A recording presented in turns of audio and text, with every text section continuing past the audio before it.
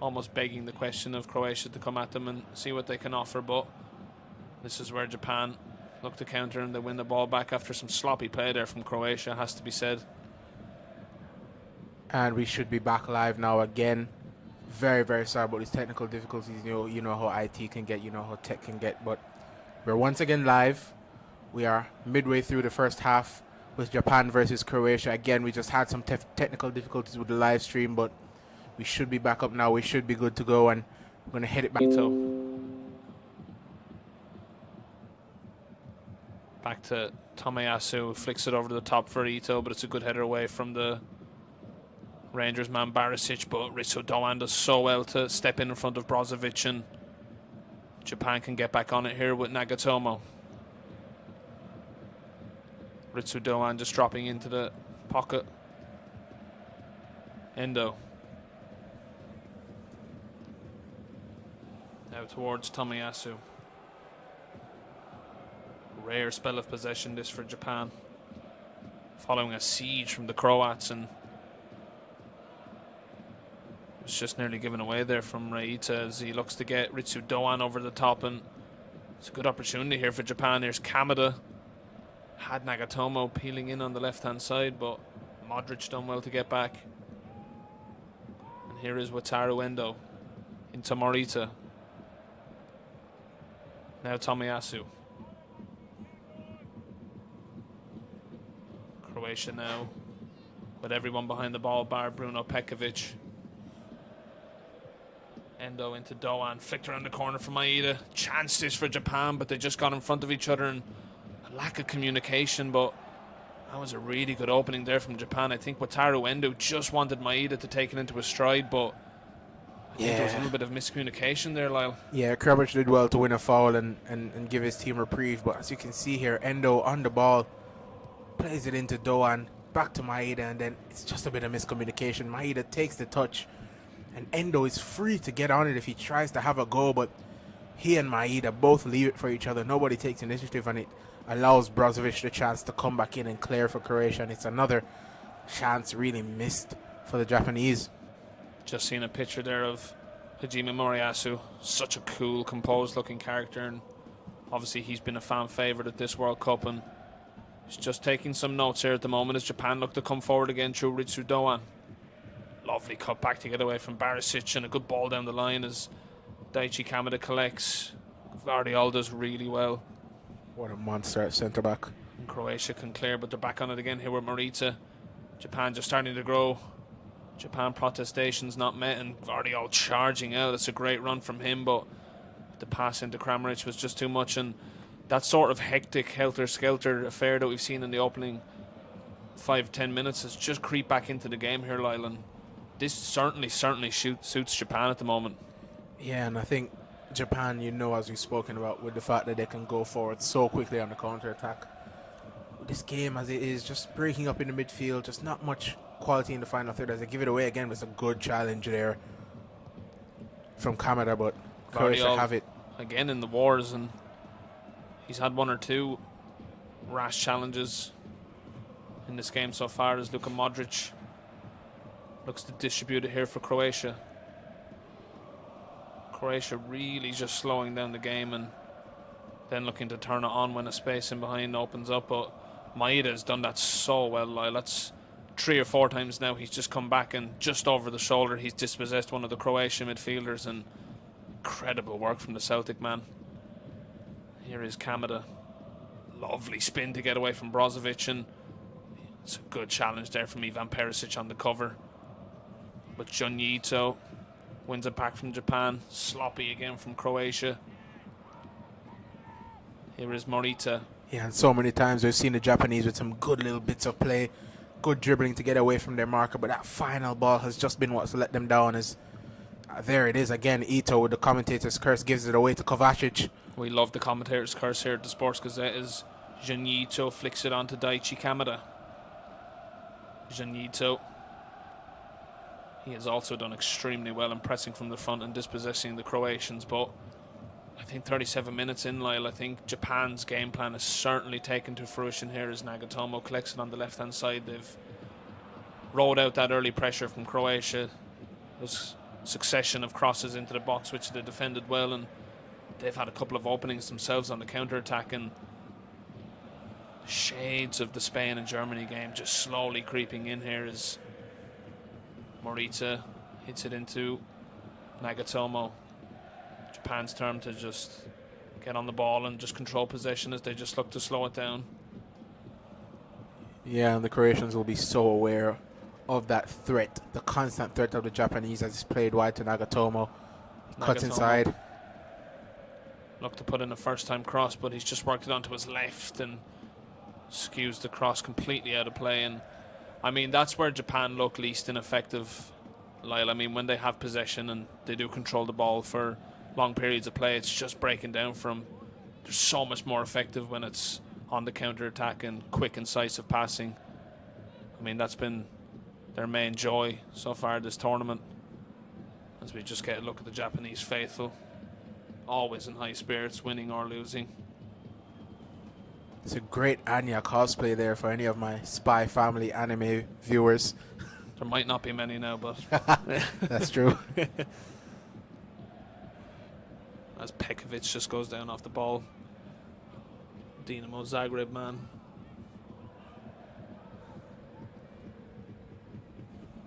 Just looks like an issue here for the captain, Maya Yoshida. He looks really in pain here as we're just looking at this challenge again, Lyle. He just steps back into him and it looks like an awkward one, doesn't it? Yeah, maybe his ankle was just rolled under the challenge there from Petkovic, and yeah, he looks in real pain. This could be trouble for Yoshida, but he's up now. Miraculous, wow. Absolute warrior. Absolute warrior is Maya Yoshida. You don't know what to expect these days when players go down with pains and groans, but Maya Yoshida's back on his feet and he's back defending here for this Croatia free kick.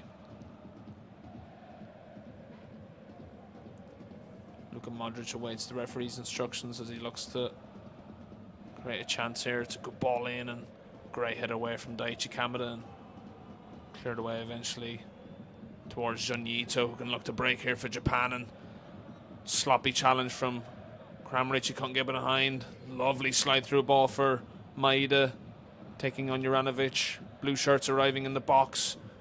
Brozovic just gets it away, but Japan are back on it again here with Morita. Great little back heel from Maeda and looked to be fouled there by Luka Modric. Endo, drop of the shoulder, slides it through for Kamada. It's just wonderful from Japan, and they've just not found it. What a passage of play that was from Japan. Rugged work down on that left-hand side, created into the area. Lovely slide-through ball there from Endo, and Kamada just fluffed his lines. What a move that was, Lyle. Yeah, Maeda looked to be fouled definitely there, and then he plays it back. And this pass right here from Endo is just lovely pass there. Kamada cuts inside, and his shot, I think it may have been deflected, but this bit of play there, lovely back heel there in the build-up. But yeah, Japan, maybe just that finish was lacking. We have a very good passage of play down that left-hand side, and Maeda's work rate again proving vital for the Japanese. Incredible work right there from Maeda. We've seen some lovely team goals in recent days. Obviously the Netherlands one and the England one comes to mind, but that would have been right up there from Japan. Number of passes and some dogged work over on that left-hand side to retain possession. A couple of times they looked like they lost the ball, but just some strong, determined play from Japanese players and kept on the ball, and that was certainly the best chance of the game there. Daichi Kamada could have done so much better. Japan remain on the ball here, and it's press put on by Petkovic, but the Japanese do really well to get out. Japanese in possession now with Morita. Croatia just looking to get out, and it's Ito on this right hand side. Looks to cut inside, but it's good defending from Croatia. Now here is Ritsu Doan. Good ball in, and oh, it's a miscommunication there from goalkeeper and right back in. Juranovic just clears it away. A little bit of miscommunication there. Ritsu Doan's venomous ball just... So we just got to look at it here again. Doan on his left foot. Great ball in, but Juranovic, it was the keeper's ball. Corner kick here for Japan.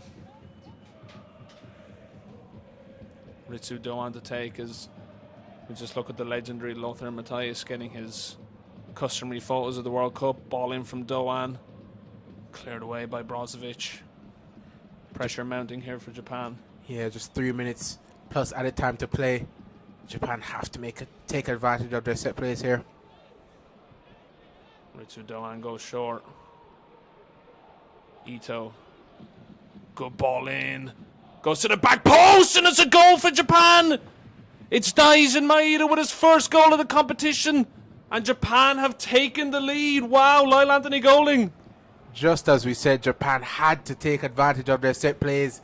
And they did just that with Maeda coming in absolutely unmarked. Ghosted in behind the centre back. I think it was Vardiol, and it was an easy finish for him. As we take another look, it's Doan with the corner kick. Takes it short.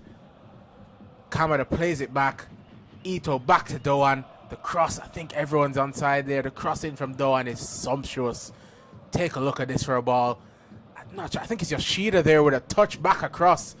Cross comes to Yoshida. He sticks out the leg, gets it back across, and Maeda comes across Perisic, who was napping, and just gets in, and Livakovic can do nothing, and Maeda in the right place at the right time. A poacher's goal, and Japan have the lead.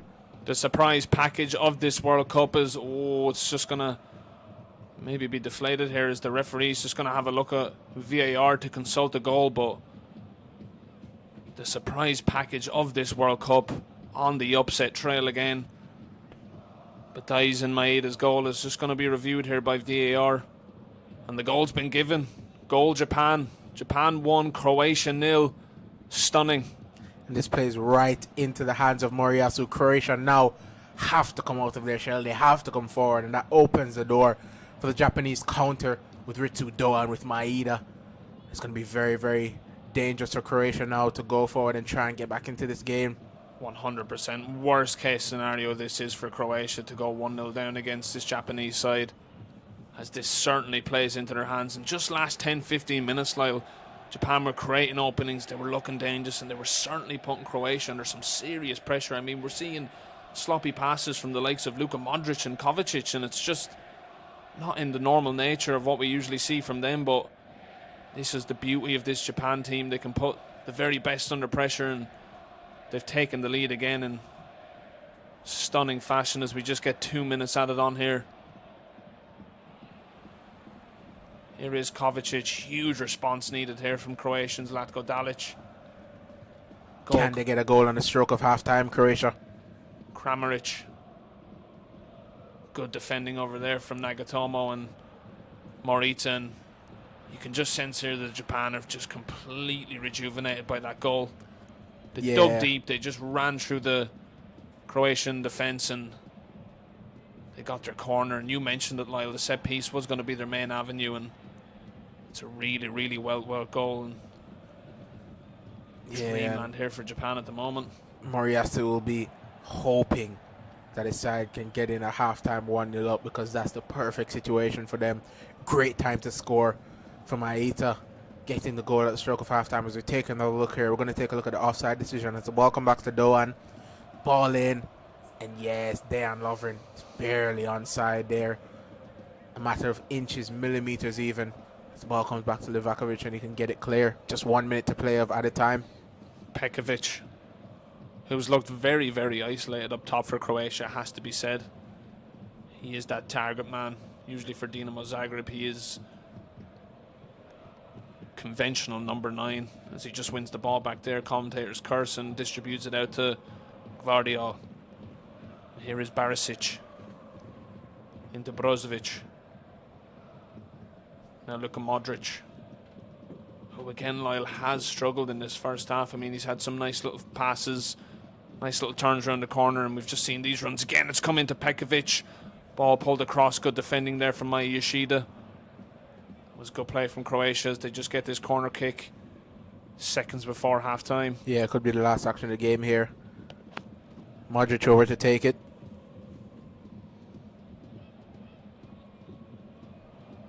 Luka Modric Surely last chance of the half here for Croatia. Vital that Japan don't concede here. Ishida just giving out some last second instructions. Modric goes short. Kovacic distributes it back to him. Good reverse ball into Juranovic. Ball in. Header at the back post for Lovren, missed. Brozovic is out to claim, but that brings the half-time to a close.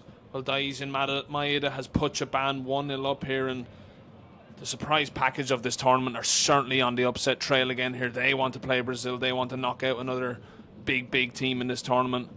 But we're just going to take a quick 5-10 minute interval, and then we'll be back for some analysis of the first half and then the second half to follow.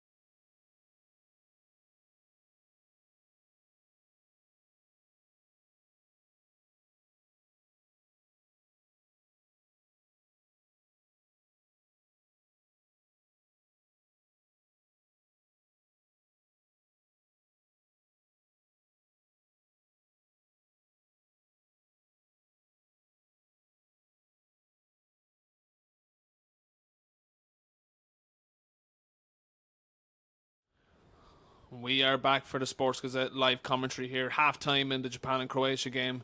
Japan have gone 1-0 up, and they're on the upset trail here again, Lyle. I mean, Croatia started pretty well.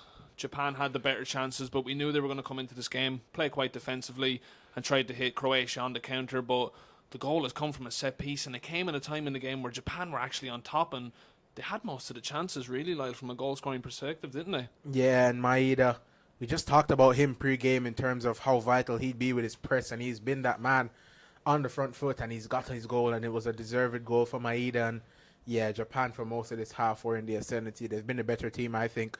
Croatia with that just one memorable chance for Ivan Perisic, who had his shot off the left-hand side, and the rebound came to Petkovic, and he couldn't finish. But yeah, I mean, Croatia in attack, everything just seems isolated. Their midfield and their front line there's just been no real link between them. You think that maybe Modric would be that man that's on the edge of the box to be able to link things together, but their midfield has just been really isolated from their front three, and Japan, like I said, deserved their lead. Yeah, definitely Japan deserved their lead. They've been absolutely immense as usual. And I mean, you just mentioned and you just touched on it there, Lyle, about that midfield dilemma. Obviously, a lot has been said about Luka Modric and his participation in this tournament and how well he's been playing. And obviously, all the onus has been on Mateo Kovacic, but none of the three stars in midfield have really been able to distribute it here for Croatia. And we just talked about Bruno Pekovic as well. He looks quite isolated. Ivan Perisic's only noticeable chance was when he hounded Tomiyasu and should have really scored. But even Kramaric, who has 2 goals in the tournament, looked exceptional against Canada. Have we seen much of him in this first half at all? I mean, he's been relatively he's just been not really involved at all, no? Yeah, and we have to credit the Japanese midfield and defense. They've done so well to marshal that Croatian attack. And I mean, outside of the Canada game where they obviously went and scored 4 goals, the Croatian attack has been a bit on and off. We know that they didn't score in 2 of their World Cup games, the draw against Morocco and the draw against, obviously, Belgium. But, yeah, the chances in the final third, they just lack that cutting edge. They lack that bit in terms of the final ball, the final decision, and they've been made to pay in terms of the goal from the Japanese. Yeah, Japan have been absolutely incredible. I mean, we mentioned that Japan and Hajime Moriyasu have very, very strict rules, and I mean, that's why we talked about Daiz and Maeda being in the side. Obviously, there's arguably better options on the bench with Takuma Asano and Takumi Minamino, but Daiz and Maeda has been incredible in this first half. Like, I mean, 3 or 4 times he came from his forward position and just won the ball back off the Croatian midfielder and got Japan back on the front foot. And he's obviously got that almighty goal, but his selection certainly being justified here by Hajime Moriyasu at the moment. Yeah, and so far, we spoke about the Sports Gazette team of the group stages that we did. We did include Hajime Moriyasu as the coach of the tournament so far, and he's shown it again with his selection that's proven perfect. We spoke about Maeda as we see a chance where he just rode a challenge, and he's been that link in terms of the Japanese attack, and we spoke so much about his press, which has been fantastic on the front foot, and then he pops up in the right place at the right time for the goal. So I think Maeda's selection was completely justified, and I think the way that the Japanese have set up today is perfect to go against this Croatian team, and we've got to give a lot of credit to Moriyasu, of course. Yeah, and just to echo what Lila's just said, it's nothing more than Japan deserved. They've had the better chances. We just had a look there at that Daichi Kamada chance. Could have so easily been 2-0 to Japan, but very, very interesting second half coming up for you. We're just going to take a short break and then we will be back with that second half coverage.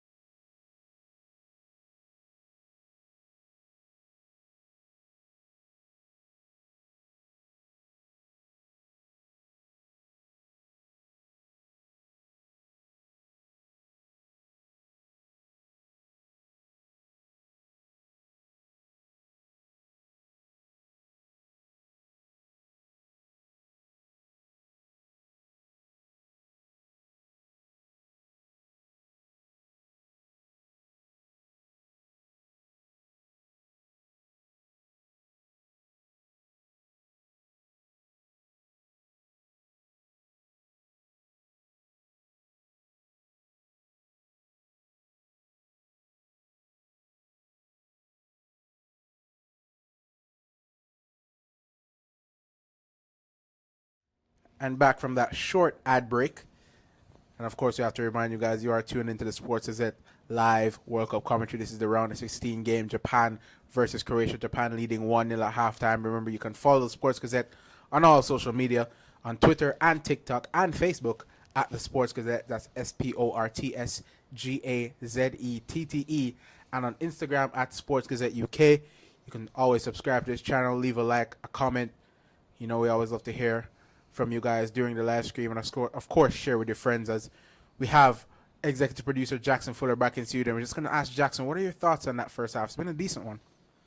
I think, yeah, it was a deserved Japan lead, I think, over Croatia. They created the more dangerous opportunities, despite Croatia having the better possession numbers. I think Japan were they moved the ball quicker, and I think that's something that this Croatian side has struggled with all tournament.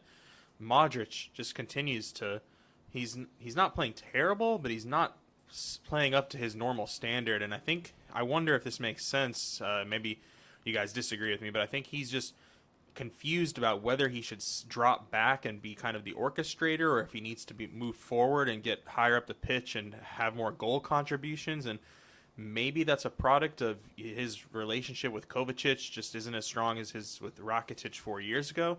I think Kovacic is playing brilliantly, but maybe that partnership just is a little off. I think it seems like he is unsure what he's supposed to do, and in turn that's making him a little lack for confidence when he's on the ball as well. Yeah, I mean, that's a great point you've raised there, Jackson, because we just seen in the first half a couple of times Luka Modric did kind of sit in that number 6 role and just look to dictate the play, but a couple of times then he went a little bit further into the 10 and picked up positions in the box and on the right-hand side area when they linked up Juranovic, but it's definitely a dilemma for Zlatko Dalic at the moment. But we were just talking about your Chelsea boy, Mateo Kovacic. He's obviously in the Sports Gazette team of the group stage, but even he hasn't really looked on it today at all, has he? No, he hasn't. I think this is out of the 4 games that you could say this is so far the worst he's performed. But the previous 3, he had brilliant performances and set a very high standard for himself. I think that's partly give credit to Japan. Their defense is executing in terms of when they know when to press, when to sit back. They're kind of clogging up the middle, I think, and daring Croatia to beat Japan through the wings, and I think it's been a great game plan. I'd love to see Lavia come on early for Croatia. I think he made such a difference in the past 2 matches when he's on the field, and kind of shocked he didn't start today. So, yeah, and I think it's no coincidence that, as we said, it's Kovacic's most underwhelming game, and I think as a result, it's been Croatia's worst game of the tournament so far, as he has been, I think, along with Josko Gvardiol, their best player and their most integral player to the way they play in this tournament. And Jackson, with it being 1-0 at halftime, you did predict pre-game Croatia 2-1. I'm going to put you on the spot again. You can change your prediction now, or you can stick with it. What are you going for full time? You're offering me to cash out right now? Yeah, I'm offering a cash out. I never cash out. 2-1 Croatia, I think, in extra time. But I have very little confidence in that prediction now. Yeah, obviously Croatia haven't looked convincing at all, but I mean they went 1-0 down against Canada and then ended up pumping 4 goals past them, so we shouldn't definitely write them off here as we just prepare to get underway for the second half. But I mean, Japan have just absolutely shown up everyone again. They've obviously put Spain to the sword, they've put Germany to the sword, and now they have their throat firmly on the boot firmly on the throat of Croatia. Thank you very much, Lyle. That's why we do have the co-coms there, just to keep us nice and sane. And I think looking forward a bit, of course, the winner of this game playing the winner of that Brazil versus South Korea game, and although it is a slim possibility, we could have an all-Asian quarterfinal. That would be absolutely incredible. I do imagine Brazil will get past South Korea. Obviously, the inclusion of Neymar is going to be huge, but Japan here looking very, very certain of going through and facing them. And I mean, it's absolutely incredible. They've done so well this tournament. They've proved all of us wrong. Hajime Moriyasu has been an absolute saint, and they just continue to impress. And I think, from a neutral perspective, from me and you, we don't want to see him go home. Nah, I think they've been brilliant fun throughout the tournament, and you know, I have to reluctantly shout out Sports Gazette's own Kieran Roy, who did pick out Japan as one of his surprise teams going into the tournament. Unfortunately, it must be said. As my other producer in studio, Anna, shakes her head, but yeah, Kieran did pick out this Japanese team as a sleeper going into the tournament, and we do have to give him his props. Obviously, shout out to the Sports Gazette World Cup podcast. You can tune in on Spotify. Make sure you check it out. Our executive producer in studio, Jackson Fuller, is the host of that. So if you want to hear more of his beautiful voice, you can tune in tonight, as we're going to have some coverage on the games today and a bit of a roundup of the round of 16 so far. So always some good content coming out from the Sports Gazette. You know, we have all World Cup coverage that you need: match reports, previews, reviews, articles, everything that you need on the Sports Gazette. Lovely, lovely stuff there from Lyle-Anthony Golding. Always got to get that rep in, don't you? Yes, sir. big advertisement here is Daichi Kamada is just going to get us back underway here for the second half. Some last minute instructions here from Hidemasi Morita. And I think credit must be given to our colleague Kieran Roy. Obviously, he did predict that Japan were going to do well at this tournament, but I mean, they done so well in the 2018 World Cup and narrowly knocked out by Belgium in that 3-2 defeat that they conceded late on. But this Japan team over the last couple of years have grown and have developed into a fine footballing side as we get the second half underway here as Kamada looks to flick it over early for Ritsu Doan and Croatia back on the ball. Pekovic just shoved in the back there by Tomiyasu, but no foul given. Rather strangely, Kamada cuts in, looks to drill one, and it's just over the top, and that certainly would have cued a lot of Croatia protests because that looked like a foul on Bruno Pekovic there from Tomiyasu. Yeah, but again, Japan starting the first half as they finished starting the second half, as they finished the first on the front foot and winning the ball high up, and Kamada there. A decent chance. It was a bit far out and a shot just over as Croatia now look to come forward, but again, it's Yoshida winning the ball back for the Japanese. Here is Junya Ito. Every Japan player on the ball, but it's fallen kindly here for Perisic outside the foot, but cleared away in the middle by Shogo Taniguchi of Kameyake in the Japanese league. But that was really good defending there. It was a good outside the foot cross from Ivan Perisic.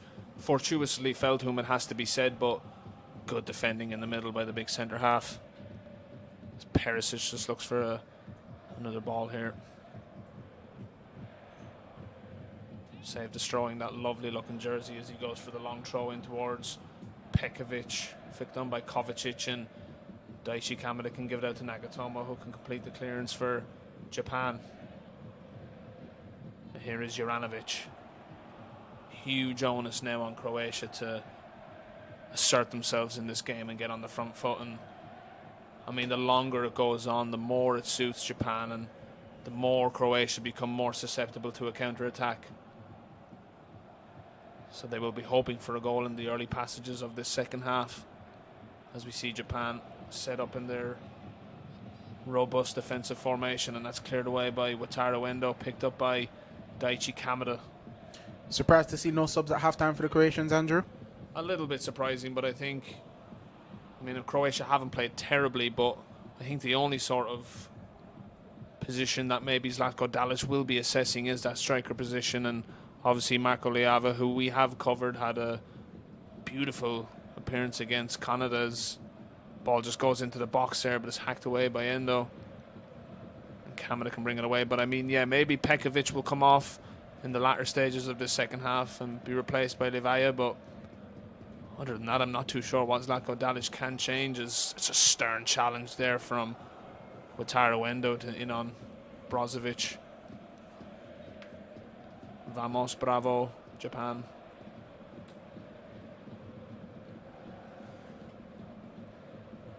As Juranovic lines up to take this throw in. Goes for the long one. Up and towards Bruno Pekovic, flicked on. Kovacic looks to turn it in, but Gonda shepherds it out of play. Yeah, it would have been a spectacular goal from Kovacic, but I think it's just a bit too difficult from there on the volley over his shoulder. He just tries to direct it goalwards. We know he's capable of spectacular, but that may be just a bit out of the realm of possibility for Mateo Kovacic. And I mean, Lyle, it's testament to how well Japan are playing defensively that Croatia are trying to score from throw-ins. They're obviously going long. We've seen a couple of teams go long from throw-ins in this tournament, but Croatia had every opportunity from the throw-in here on the far side. They keep launching it into the box towards that target man, Pekovic, who 48 minutes in has been largely ineffective, but I think it's just credit to Japan and how well they're defending at the moment. Yeah, I mean, it's throw-ins that would make Rory Delap very, very proud. Obviously, Rory Delap, formerly of Stoke, lovely spin there from Ritsu Doan to get away from Vardiol and Brozovic. Here's Nagatomo. Doan again in space, driving at Juranovic, gets a low ball in, and Lovren skews his clearance. Gets it away the second time of asking. Morita looks to get it back in there. sixes and sevens stuff here from Croatia as Juranovic hacks it clear in the end. Good play again from Japan. Lovely spin from Ritsu Doan just to open up the space, and he had runners either side as Barisic clears it away from Jun Ito. Yeah, Good start to the half this from Japan, Lyle. And this Japanese front field has played so well. Obviously, Ritsu Doan hasn't had much cutting edge in terms of getting a goal or assist today, but his overall play on the ball, off the ball has been very, very good. We can see his quality. A couple of times there, he's just spun away from his marker, and like you said before the game, the Freiburg man is certainly going to get a lot of attention in the January transfer window. As Wataru Endo just draws the foul there from Ivan Perisic. Tomiyasu lines over this. Where is Modric? Where is Luka Modric?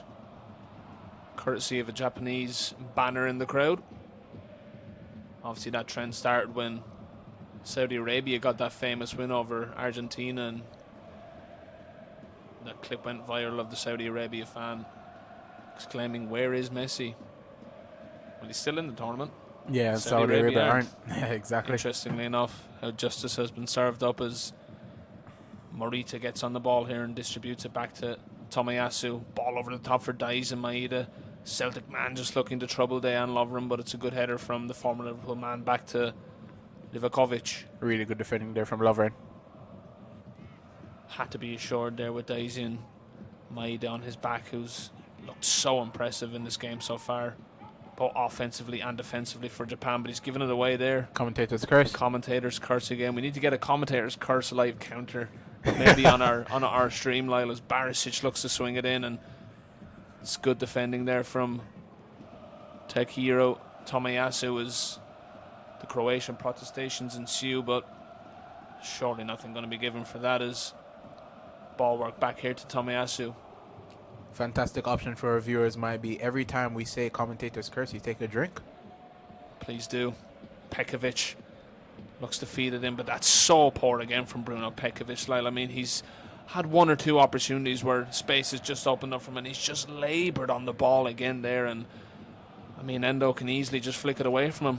And we see that replay there. The Croatians were appealing for a penalty against Petkovic, and he was being held, but I think it may be a bit soft if it was given. But yeah, Petkovic there just struggling with his hold-up play, with his link-up play, and yeah, it might not be far off until Zako Dalic is forced into making a save. As you look at receptions between those lines of midfield and defense, Kamada and Doan doing so well, and Petkovic up there with 10 as well, but the Japanese so far doing really, really well off the ball, on the ball. And I think that's a big contrast because obviously Pekovic is a target man, so they have gone long and they have gone into his feet, but Kamada and Doan are the wide men for Japan, and it just goes to show how they're just dropping into that central position, and the front three of Japan are constantly in circulation and attack and giving Croatia all sorts of problems as Nagatomo gives it straight to Luka Modric. And here is Bruno Pekovic, and that's poor again from the Zagreb man. And here is Jun Ito, who can bring it away for Japan. Looks to take on Barisic. Breezes his attentions, but it's forced back towards Ritsu Doan. Endo. Lovely ball in towards Jun Ito. Options in the middle. Maeda's in there, but that's a good header from Dejan Lovren, and it's a Japan corner. Yeah, very good work from Ito there down that right-hand side. He's been a great outlet, as you said, in the first half for Japan. Just looking to burn Barisic for pace, but left back did well to keep up with him. But in the end, Japan do win a corner kick. Corner kick. And we know how dangerous they are from these.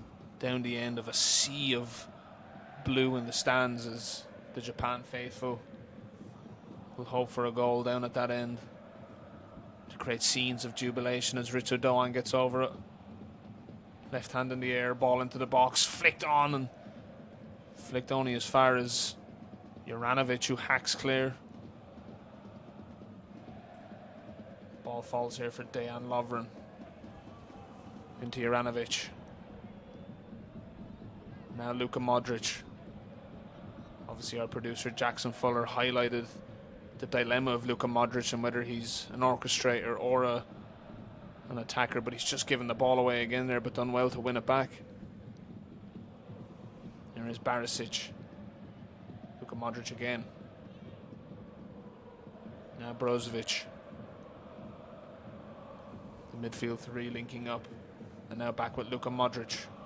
No options in front of him, so he switches it out towards the right back, Juranovic. Here is Kramaric. We haven't seen a lot from him in the first half or so far in the second half as we approach the 55-minute mark. Juranovic. Good spell of possession for Croatia. Lovren with the ball in. Header on, and it's gone in. What a header that is from Ivan Perisic. Ball into the box and an absolutely thumping equaliser for Croatia. 1-1. Talk about the cross. Talk about the finish. Croatia back in it. And Ivan Perisic, no man has scored more goals than him for Croatia. And with that goal, he surpasses Davor Suker, the absolute legend. As we take another look, it's Brozovic out wide. Pulls it back to Juranovic. And it's Dejan Lovren of all people with a lovely cross. Inch perfect into Perisic, and he has to get a lot of power behind that header, but it's inch perfect. Look at this right header. Bosh. No chance for Gonda in net. Perfect cross. Perfect header. 1-1. Problems now for Japan. Croatia have scored that early leveler, and maybe Dejan Lovren got a couple of lessons from Trent Alexander-Arnold when he was at Liverpool, because that was an absolutely wicked cross, Lyle, wasn't it? Sumptuous ball. Incredible Croatia level. And that was the worst possible case scenario for Japan, who obviously now have to go back into their shell and maybe just adjust their game tactics again here as we come forward with Endo. But that was an absolutely exceptional equaliser. I mean, they've so much quality across the park as we see Ivan Perisic, 6 goals in 14 FIFA World Cup matches now. He's obviously, as Lyle's mentioned, Croatia's all-time top goal scorer in major competitions. But here come Japan again with Nagatomo. Certainly not in a position to write them off yet, as Nagatomo looks to shape the cross in and Kovacic gets it away. Here is Wataru Endo. Looks to drive one, and it's flicked over by Livkovic. Good strike that there from the Stuttgart man, and Livkovic, the Zagreb keeper, had to be alert there. What a strike that is, Lyle. A bit of swerve on that one from Endo. Took it on his right foot, and in the end it's going to be a comfortable save from Livakovic as it curled back towards the center of the goal. The Zagreb man had to deal with it, and he did, but it's going to be another corner to be taken by Ritsu Doan. Japan certainly not lying down and feeling sorry for themselves after conceding as Ritsu Doan swings it in.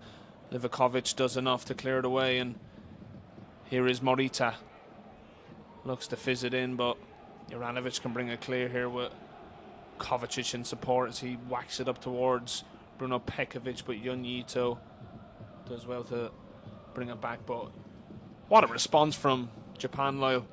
Obviously they could have felt sorry for themselves going the goal down and conceding the leveler, but they've responded exceptionally here, and they're back on the ball again as Luka Modric just pips in on Taniguchi, and here comes Ivan Perisic, dispels trouble from Japan. Perisic looking to get it across, but that's a huge challenge in there from Morita. Absolutely vital. As it was, I think it was Petkovic bowling in, looking to get a strike on it. Juranovic, Perisic looks to flick it around the corner for Brozovic, but it's poor in the end, and Nagatomo can hack it clear. Now we have a game on our hands, Lyle. Yeah, and the game has just exploded with that goal. We spoke about Japan going forward, not feeling sorry for themselves, but they leave themselves open at the back a bit. And Ivan Perisic there just couldn't get the finishing touches on that chance, but that's a bit of commentators cursing that move as well there. We need to get a commentator's curse live counter, and I'll get on it, don't worry about it. thank you, brother, as Juranovic looks to just get the long throw in again here, which has proved ineffective so far for Croatia, but only has gone short. Lovren looks to swing it in this time on his left foot. He's already put in a peach with his right as Morita hacks clear. Lovren up against Maeda. And Lovren, it must be said, he has had a really good game in there alongside Gvardiol. He's done well up against Maeda. Obviously the goal came from a scramble in the box, but he's done well to shepherd Maeda out of play a couple of times. He's looked really assured in defence. Obviously, he's putting an absolute peach of a cross for that Ivan Perisic equaliser as we approach the hour mark. Japan have done really well there to play out from that press. Here is Ritsu Doan into Daiichi Kamada. Now here is Morita, has Nagatomo on the left. Options in the middle here for Japan. Switches it onto the right. Cleared away again from that man, Dejan Lovren. Here is Wataru Endo. Shapes for a shot. Comes to Morita. Endo. Doan. Looks to swivel on it. It was Shun Yito in the end, but he did have Tomiyasu on the right hand side there. Free as a bird, but good play again from Japan as we just approach the hour mark. You're, of course, listening to the Sports Gazette live commentary. Japan 1, Croatia 1. You can follow us on all social media platforms: Facebook, Twitter, Instagram, TikTok. As we mentioned, we will be covering further knockout stages, games, and obviously the highly anticipated final. Whoever should appear in that. As we just take a look at that chance there again, Lyle, from Doan just swiveled and tried to get a hit on it, but as he shot, Barisic just stuck his foot in, and maybe a bit of contact there between the two. But they both should be fine. And Doan, as you said, he had Tomiyasu piling forward on the right, but just couldn't see him over his shoulder. In the end, it was a comfortable save for Livakovic in net. Lovren. And as we approach the hour mark, Moriyasu of Japan, and Dalic of Croatia will look to make some changes as we just see Ante Budimir looking to come on here for Croatia. Doan does well just to flick it away there from the attentions of Barisic as the referee just signals for that change now as Budimir is going to replace Bruno Petkovic is going to be coming off. Bruno Petkovic. Obviously, Lyle did mention in the first half that that probably would be the most favourable position that Dalic would look to alternate, and Petkovic, who, I mean, has done well up top as a target man, but he's been largely ineffective in that final third, Lyle, hasn't he? Yeah, and I mean, his hold-up play at times in the first half was decent, but he didn't get far in terms of bringing his teammates into the play, linking the play up, and had a couple half chances maybe to get shots off, and he just didn't. And overall, maybe an underwhelming performance from the big number 9. And he is replaced by Ante Budimir. Plays his football for Osasuna in La Liga.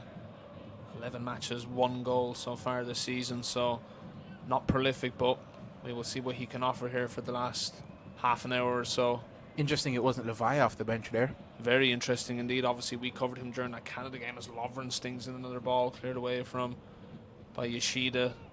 Luka Modric! Oh, what a save that is from Gonda. That is what Luka Modric is all about. Just turns on it, fizzes a fierce volley, but that's a really good save from Gonda. Yeah, Modric takes a touch on the half volley. The technique, the topspin on that is absolutely brilliant. And Gonda had to be aware. Flies to his right, throws up a hand, and gets something on it. That would have been a fantastic goal from Luka Modric.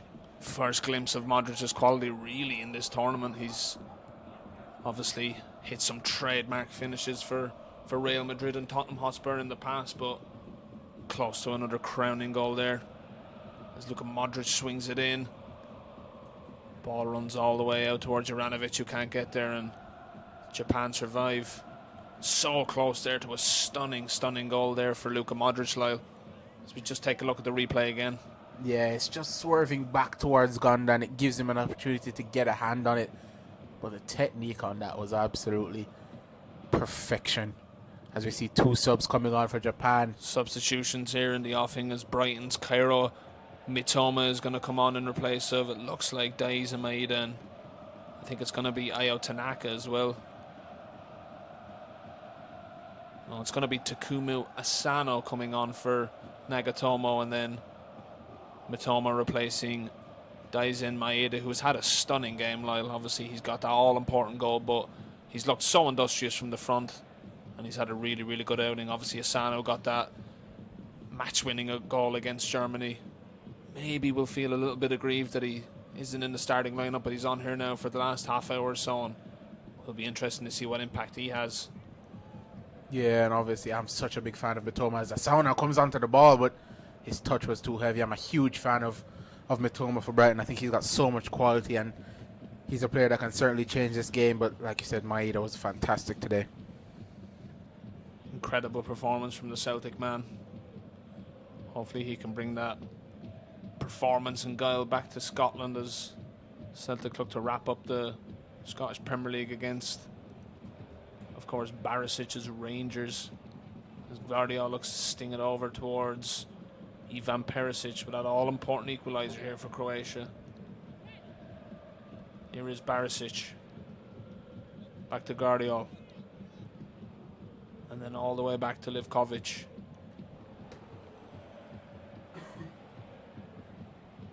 That frantic affair that we've seen following the Perisic equaliser is certainly just slowed down here at the moment, Lyle. And Croatia just looking to get on the ball here and just slow down the game. They're obviously back in a position of security, and now the onus is on them again to take initiative. Perisic looks to flick it on. Kamada, poor touch from him as Juranovic gets on it. Lovely little skip to get away from Kamada, and it comes back to him again. Juranovic, ball in, cleared away by Mai Yoshida. Brozovic picks it up. Good touch back towards Ivan Perisic, who looks to drive at Morita. Does really well to get a block in. Hands to the pump here for Japan. Good spin away from Ito by Kramaric. Cuts it back on his right. Only has Budimir in there. Brozovic. Kramaric. Good play this from Croatia. Kramaric looks to spin on Budimir. Huge chance again for Croatia. Took a deflection off the Kramaric strike. Fell to the substitute Ante Budimir, and he's just scraped his header wide. Yeah, it was a lovely ball coming in. Kramaric, you said, and it, like I said, took a deflection. And Budimir, it's an open header. He's free in the box after the deflection, and he really should do better there. Kind of skews off of his forehead, and he couldn't really get it goalwards, but that's a very, very big chance for Budimir. And Zlatko Dalic with head in hands, because he knows that the striker probably should have got that on target at least. And that initial strike from Andrej Kramaric looked goal-bound as Atalanta's Mario Pasalic is preparing to come on here for Croatia. And Zlatko Dalic certainly ringing the changes here at the moment as he looks to just give Japan some more food for thought, alternative ideas. As Juranovic again preparing that long throw for Croatia.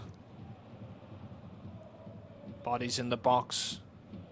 Guardiola, Barisic and Lovren inside the Japan half. Interesting tactic here from Croatia with the long throws. Flicked on and goes to the back post, but Gonda can claim. And he looks to get Japan on the front foot. Here is Asano, the substitute. Tries to flick it over the head of Guardiola, but he does really well, the Leipzig man, and Japan do well to get up the pitch.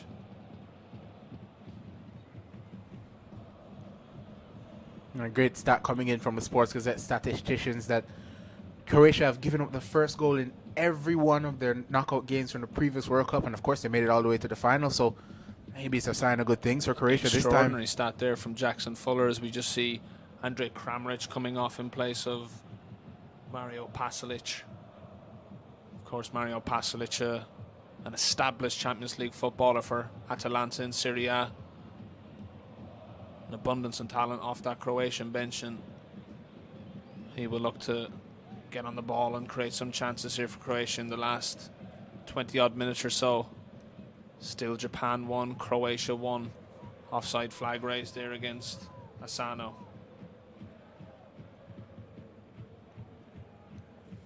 And we could be heading for our first extra time coverage here with the Sports Gazette live commentaries in our first knockout stage game. It would be absolute scenes. Has a flick on. He's looking there for substitute Budimir, but he couldn't get on it. Matoma done really well there on that far side just to collect the ball and play it off Pasalic and relieve pressure for Japan.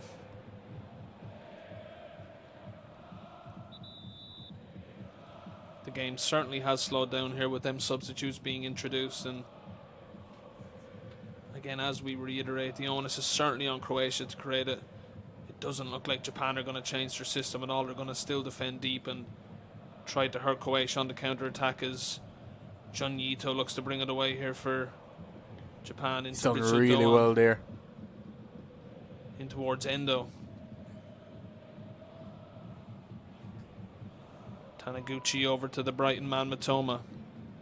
Looks to dash down the line and breeze away from Pasalic, but he's just overcooked it and it's gone out of play. Good defending that is from Mario Pasalic. Yeah, Matoma did well initially just to get that yard of space, and just he decided against crossing it in first time. Looked to take another touch, and it's just a bit heavy from Matoma there, and it allows Croatia to build from this goal kick.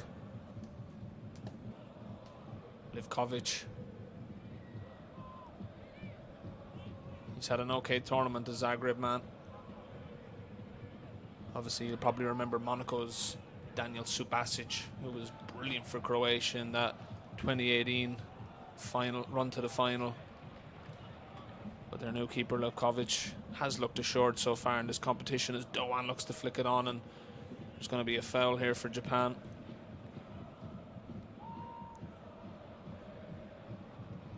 Oh, it's poor there from Junyito. Tomiyasu just gave him a little bit of an unfavourable pass there, and he couldn't keep it under control. Just 20 minutes of normal time to play here. It's still 1-1. Goals from Maeda and then from Ivan Perisic for the Croatians, and 20 minutes to play. It's all to play for both teams here. Fascinating 20 minutes in store for us on the Sports Gazette live text commentaries. Juranovic looks to bring it away, and that's a really unfortunate foul to give away. Croatia really lucky to survive that press again from Asano and Kamada. Here is Josko Gvardiol into Brozovic. Looks to distribute it out towards substitute Pasalic, but that's poor from Brozovic. He's giving it straight back to Japan, and they look to release Ritsu Doan over behind, but great awareness again from Gvardiol just to get across and divert the pass away. Here is Morita into Tomiyasu. Kamada just dropping deep here. Looks like a change of system maybe for Japan, as they come forward again with Asano out towards Ritsu Doan. Blue shirts arriving in the middle. Junyito taking him on and flicks it in, and great clearance away from Dejan Lovren again. Perisic, good ball into Brozovic. Croatia looking to get out here. Here's Kovacic. Pasalic out to Juranovic. Japan do well to get back into their shape. Luka Modric has Perisic over on the far side, but Junyito does well on the cover and clears it away for a Croatia corner. Yeah, Croatia, they're just stringing a few more passes together, playing a bit more assured in possession, and you can see coming forward there with Modric just looking to pick that pass over the top, but Ito coming forward from right wing back did really, really well to come in and intercept that pass. Luka Modric sent out to take Croatia's fourth corner of the game. And given the height and given the threat that they do have in the middle, it's surprising that they haven't at least created some notable chance from the corners, but Modric will be hoping for a better delivery here as he goes short towards Perisic, and that's a really strange routine. We've seen some very, very unique corner routines at this World Cup, Lyle, and we've just seen probably one of the worst there from Croatia's. Morita looks to get Japan on the counter, but it's going to be a Croatia foul for a instigation there on Mario Pasalic, but referee just explaining to Morita the bounds of the foul. But yeah, it was an interesting set-piece routine. Modric, initially the pass, I think, into the feet of Perisic was good, but he couldn't flick it around the corner, and eventually it just dissolved into Japan possession as Croatia come forward again now with Juranovic. Juranovic swings it in, header on by Pasalic. It's just gone wide of Gonda's post. But again, good play down the right-hand side from Croatia. They've certainly dominated the last few minutes, as there's just another substitute coming on here for Japan, as Hiroki Sakai, who plays currently for Marseille and Ligue 1, is going to replace, interestingly, Daichi Kamada. So it's full back for attacker here, Lyle. What do you make of that? Yeah, and it might just be Japan looking to maybe a change of formation, but probably just looking to shore things up at the back and maybe hoping to catch Croatia on the counter-attack with Sakai coming on. But yeah, I think Kamada had a decent game today. Daichi Kamada of Frankfurt, very, very good outing again from him. And I think we just noticed there in the last 2 or 3 minutes that he was dropping deeper as Croatia were coming forward. So maybe Moriyasu just opted to replace him and just fit in Sakai there as another defensive outlet for Japan, and just leave Asano and Doan and Junito up top. Player down is Barisic. Barisic. Barisic is down here for Croatia as he goes up with a header with the substitute Sakai, and just lands a little bit awkwardly there, the Rangers man. Back up on his feet though. Another miraculous recovery. Maybe he got that magic sponge, Lyle. We've often seen that introduced. As Gonda will take this goal kick here for Japan. 15 minutes to go. Still 1-1. Extra time certainly beckoning. And with the chances having dried up in the last 10 minutes or so, it's looking quite likely. Tomiyasu heads it forward. Ante Budimir struggles to get it under control, and that's going to be a foul in favour of Japan. Surprising, we've seen, I believe, no yellow cards in this game so far, as challenges continue to fly in. Poor ball that is from Morita, gives it straight to Kovacic. Flicked over to Luka Modric. Really poor again from the Real Madrid man, and Matoma looks to run away, and that's a really good challenge from Kovacic, and then Modric, and Japan win the throw. But some dogged disciplined work there from the Japanese players. You just take a look at the possession stats: 50% for Croatia and 37% for Japan.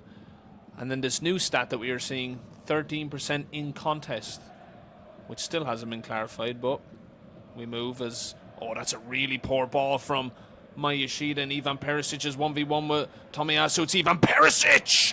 Just wide of Gonda's post. Huge let off that is for Japan, and Perisic, I think, is just appealing for a corner here, but I think he might have got it. But that's so poor from the captain, Mayashida. Yeah, there, Yoshida just didn't see Perisic in his peripheral.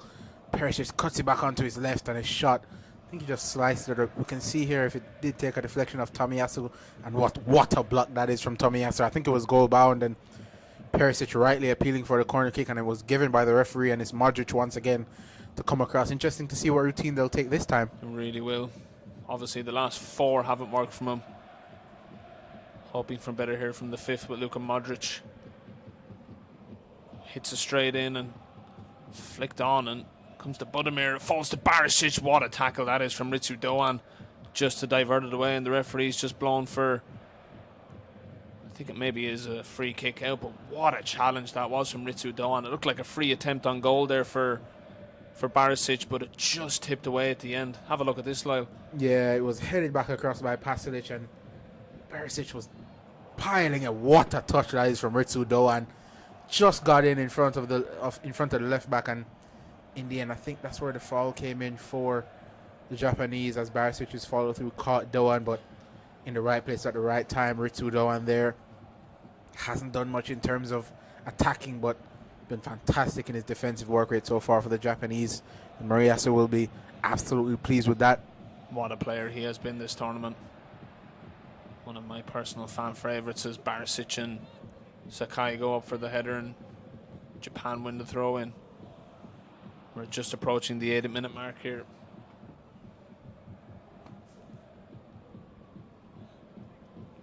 Endo calling for it and receiving it. Foul there from Marcelo Brozovic, who's really struggled in this second half and overall in the tournament, Lyle. I mean, he's given away the ball a couple of times. He's usually so assured on the ball for Inter Milan, but he has not looked good this tournament at all, and it's just a really unnecessarily foul there on Endo, isn't it? He's going nowhere. I mean, I'm not too sure about that from Brozovic, and again, the referee keeping his cards in his pocket so far. There have been a number of fouls from each team. 7 from Japan, 9 from Croatia, and no yellow cards. Yeah, we just seen our executive producer Jackson Fuller waving the imaginary yellow card, and surprising that it wasn't given there. Referee keeping his cards in his pocket is Jun Ito and Ritsu Doan stand over this free kick from Japan. It's going to be Ito, swings it in. Good ball. Cleared away well by, I think it was Ante Budimir in there. Good slide through ball, pulled across, and out of nothing, Japan, was a little ball in there from Mitomo. And it was touched on towards Tomiyasu, and he just squared it. Well, maybe he could have went for a shot there, Lyle. He really should have had the shot there, Mitomo. What a through ball that is from the Brighton man. And he played Tomiyasu through, and if he picked his head up, he would have seen that he was through on goal with nobody really on his shoulders. Japan come forward again here, but the ball comes all the way through to Livakovic. But Tomiyasu there. Huge chance, Lyle. Yeah, as we take a look here, it's a good header in towards. It was a captain, but came to Mitomo. What a through ball that is. He takes a touch and he doesn't even pick his head up. He initially tries to play it across, and if he had a goal there, he could have had a chance to test Livakovic in net, but Mitomo there opening up the Croatian defense like the Red Sea. Caught the Croatian players napping there, and I mean, he even caught us napping on commentary there. Mitomo picking up just outside the area and kneeing through a brilliant ball as Brozovic gives it away. Yet again for Croatia's Asano looks to break left-hand side, but that's a crunching challenge from Dejan Lovren. He had to get there. Mitomo was piling forward on the left, and it's a foul given. Huge overload on the left-hand side there, wasn't there, Lyle? Mitomo was in, but that's brilliant defending from Dejan Lovren. He's had an absolutely astonishing game. Yeah, Dejan Lovren has been fantastic so far. Here is Josko Gvardiol. Kovacic. Towards Barisic. Just a good spell of chances there for Japan. Some good, neat, incisive passing and some ball work in Croatia's boxes. The ball goes in, and that's good goalkeeping there from Gonda. Really assured from the Japanese goalkeeper. As Japan look to just slow things down here as we just passed the 80-minute mark, still 1-1. And Gonda goes long. Offside flag there raised just against Asano, who, that's how he got his goal against Germany, Lyle. Just that long ball over the top, and he does have the pace to get in behind, doesn't he? Yeah, maybe when you have that pace, just don't need to go that early with your runs, but maybe went a bit too early that time getting caught offside. But Asano is going to be vital if Japan are to get the goal, as is Ritsu Doan off that right-hand side. Ball over to the top here, looking for Ante Budimir, who's struggled to get into the game at the moment as he just gives away a foul there on Mai Yoshida. He's been largely ineffective since his introduction, the Osasuna man. Coming up now almost to 20 fouls in the game and no yellow cards. 9 fouls by the Croats, 8 fouls by the Japanese. Still no yellow cards. Yeah, he certainly kept the cards in his pocket today, the referee, but honestly, it hasn't been that much in terms of harsh challenges or challenges you'd say that have been deserving. Maybe it's just you could get some accumulation cards, but there haven't been any. That's another foul there by the Croatians. And smart play from Ante Budimir just to draw the foul from. There's a foul against Croatia. Looked like a strange one, Lyle, didn't it? I mean, Ante Budimir just bundled his way into Morita, and referee bought it and gives the foul. 21 fouls, still no cards. I think it's 18 now. Is my bad. 18. Yeah. Here is Juranovic into Mario Pasalic. Luka Modric picking it up. He's looked a little bit more free-flowing this half, Luka Modric. He's picked up the ball in a multitude of areas in the park and almost scored that stunner to put Croatia ahead. Yeah, and he's been, I think, the furthest forward at times out of that 3, and Kovacic has been playing more that 8, that box-to-box role, with Brozovic dropping deep and Modric down this right-hand side. Lovely cut back inside there, plays it into Kovacic. Kovacic delving into the Japanese final third as Perisic with a step over to Kovacic, looks to get it back to him. Good defending from Mitomo. Ball just ran out there from Ivan Perisic, but really, really good defending again from Japan, Lyle. Yeah, and it's, again, they're wide players. So many times we've seen them come back into their own half and defend really well, and shows that they've been drilled so well by Hajime Moriyasu, their wonderful coach. But yeah, Modric there, he started to come forward a bit more, playing in that right-hand channel, getting balls in. in that De Bruyne role, if you will, as Asano comes forward now. Good flick on from Sakai as Asano picks it up. Looks to get around Josko Gvardiol, but that's really, really good defending from the Leipzig man. Asano, who we know is a pace merchant, just looked to get around him, but good defending from the big man. Approaching the 85-minute mark here with extra time beckoning and the possibility of a first penalty shootout at this World Cup. Livkovic goes long up towards Ante Budimir. Looks to flick it on for Ivan Perisic, but Japan do well to clear it away.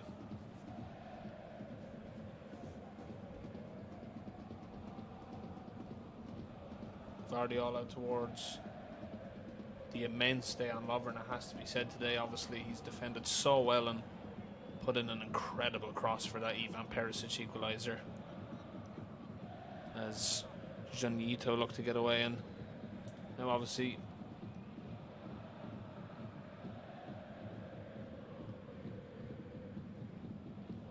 here is Juranovic. Good clearance away from Yoshida and then helped on by Matoma. Here is Kovacic. Perisic, ball into the area, headed on by Pasalic, and it's just wide. Good opportunity there for Croatia again, and it looks like the crosses are causing Japan all sorts of trouble at the moment. Yeah, and it's been a few times in the second half that balls have come in and headers just off target. Perisic in that left-hand channel, we know the quality he has on crosses. He plays it in. It's Pasalic getting in between Mitoma and the centre half, and he got up well, but couldn't direct his header goalwards. As we see another substitution for the Japanese, it is your man Minamino. It's going to be the former Liverpool man Takumi Minamino now of Monaco, as he replaces Ritsu Doan, who has certainly ran his race today. He's ran his heart out, and he gets a raucous of applause from the Japanese faithful. Yeah, no goal today for Doan, but his work rate off the ball has been fantastic. Nearly clocked up 10 kilometres, but Takumi Minamino offers the same sort of threat going forward, and it's a great option to have off the bench.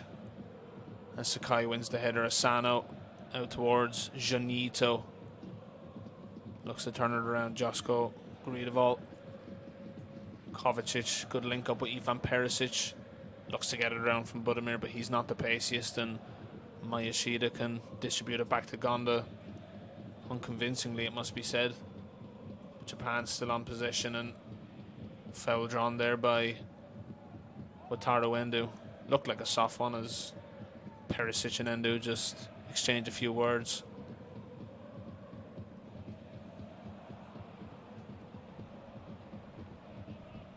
Here is Yoshida.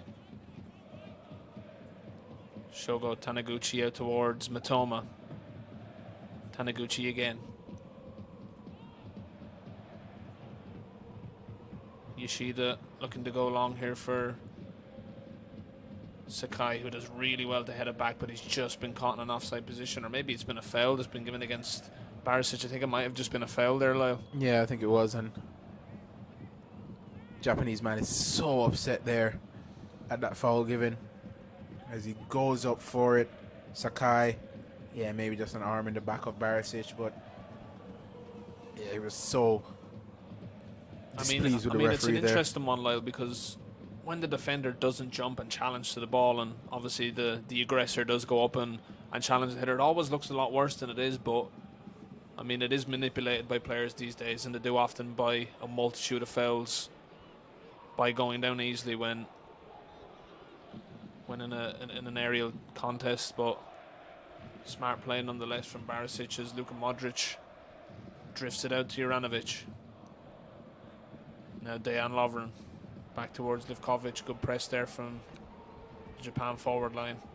We look almost certainly destined here for extra time with just about a minute and 20 seconds plus stoppage time to play. Perisic looks to change that as he looks to get down the line, but Sakai shepherds him out, and it's going to be a Japan throw in.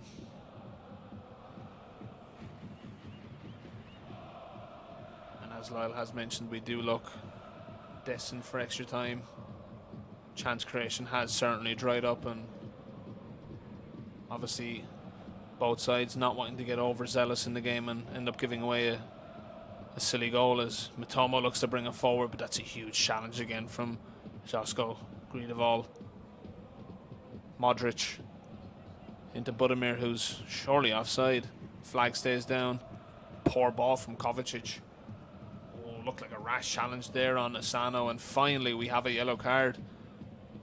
Referee looks like he's dished it out towards Mateo Kovacic, but that was certainly worthy of a yellow card. It was a rash challenge there on Jean Ito, wasn't it? It was a combination of Kovacic and Barisic just double teaming Ito there from both sides, and it was Barisic in the end that might have gotten the yellow card, and Ito still down here. Just wait to see who he did award it to in the end, but yeah, the referee forced to get out his card there as it was a late challenge from both men as we look to see how much extra time, stoppage time we're going to have at the end of this second half. We await the fourth officials board as 4 minutes added on here between Japan and Croatia. Extra time beckoning with the possibility of a penalty shootout, as the first card of the game goes to Chelsea's Mateo Kovacic. Gondo sent everyone forward for this goal kick, and prayers ringing around the Japanese end as Sakai goes up and challenges, and again it's a free kick given against Sakai as he goes up for the header. I think it was with Barisic again, it was. And the referee points it in the way of Croatia's favour once more. 1 minute of the additional 4 gone. Ball forward up towards Ivan Perisic. Throw in Croatia. Again, they look to go long. Launched in by Perisic. Budimir, surely a foul up against Mai Yoshida, and it's going to be a free kick for Japan. But I mean, Lila, it is safe to say that the game has certainly died down since the Croatia equaliser. The onus, as we mentioned, was on Croatia to establish the front foot in the game. We knew Japan would stay in their shell and look to hit on the counter, but chances have certainly dried up in the last half an hour or so, as extra time looks very, very likely. Yeah, and we've seen chances go down as the foul numbers have gone up. It's just gone into a bit of a scrap from both teams in midfield. So many fouls. Not much by way of passages of play from either side, but Japan look to come forward now. Here is Asano up against Kovacic. Kovacic does really well to win the ball back, and here is Marcelo Brozovic. Juranovic back to Luka Modric.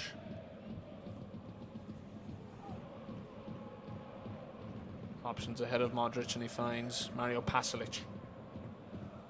Back to Brozovic. No sense of urgency from the Croats at the moment. Poor ball there from Guardiola's relief for Japan as they can get back on the ball. It was really poor there from the Leipzig man. A rare mistake given his high standards at this tournament. Yeah, and outside of the Lovren pass, it's been a reflection of this half. Really just that final ball, the cutting edge has just been lacking from both teams, really. As Gvardiol there, the latest man to give it away, but Japan looks to come forward with Minamino. Minamino brings it away from Mario Pasalic.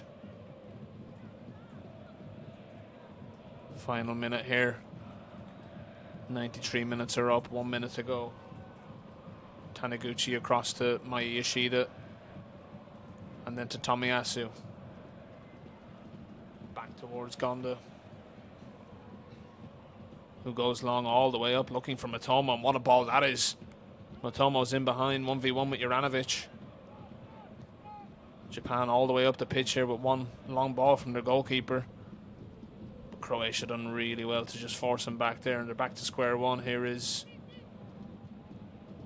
Mitoma. Minamino wants it down the line. Good challenge from Luka Modric.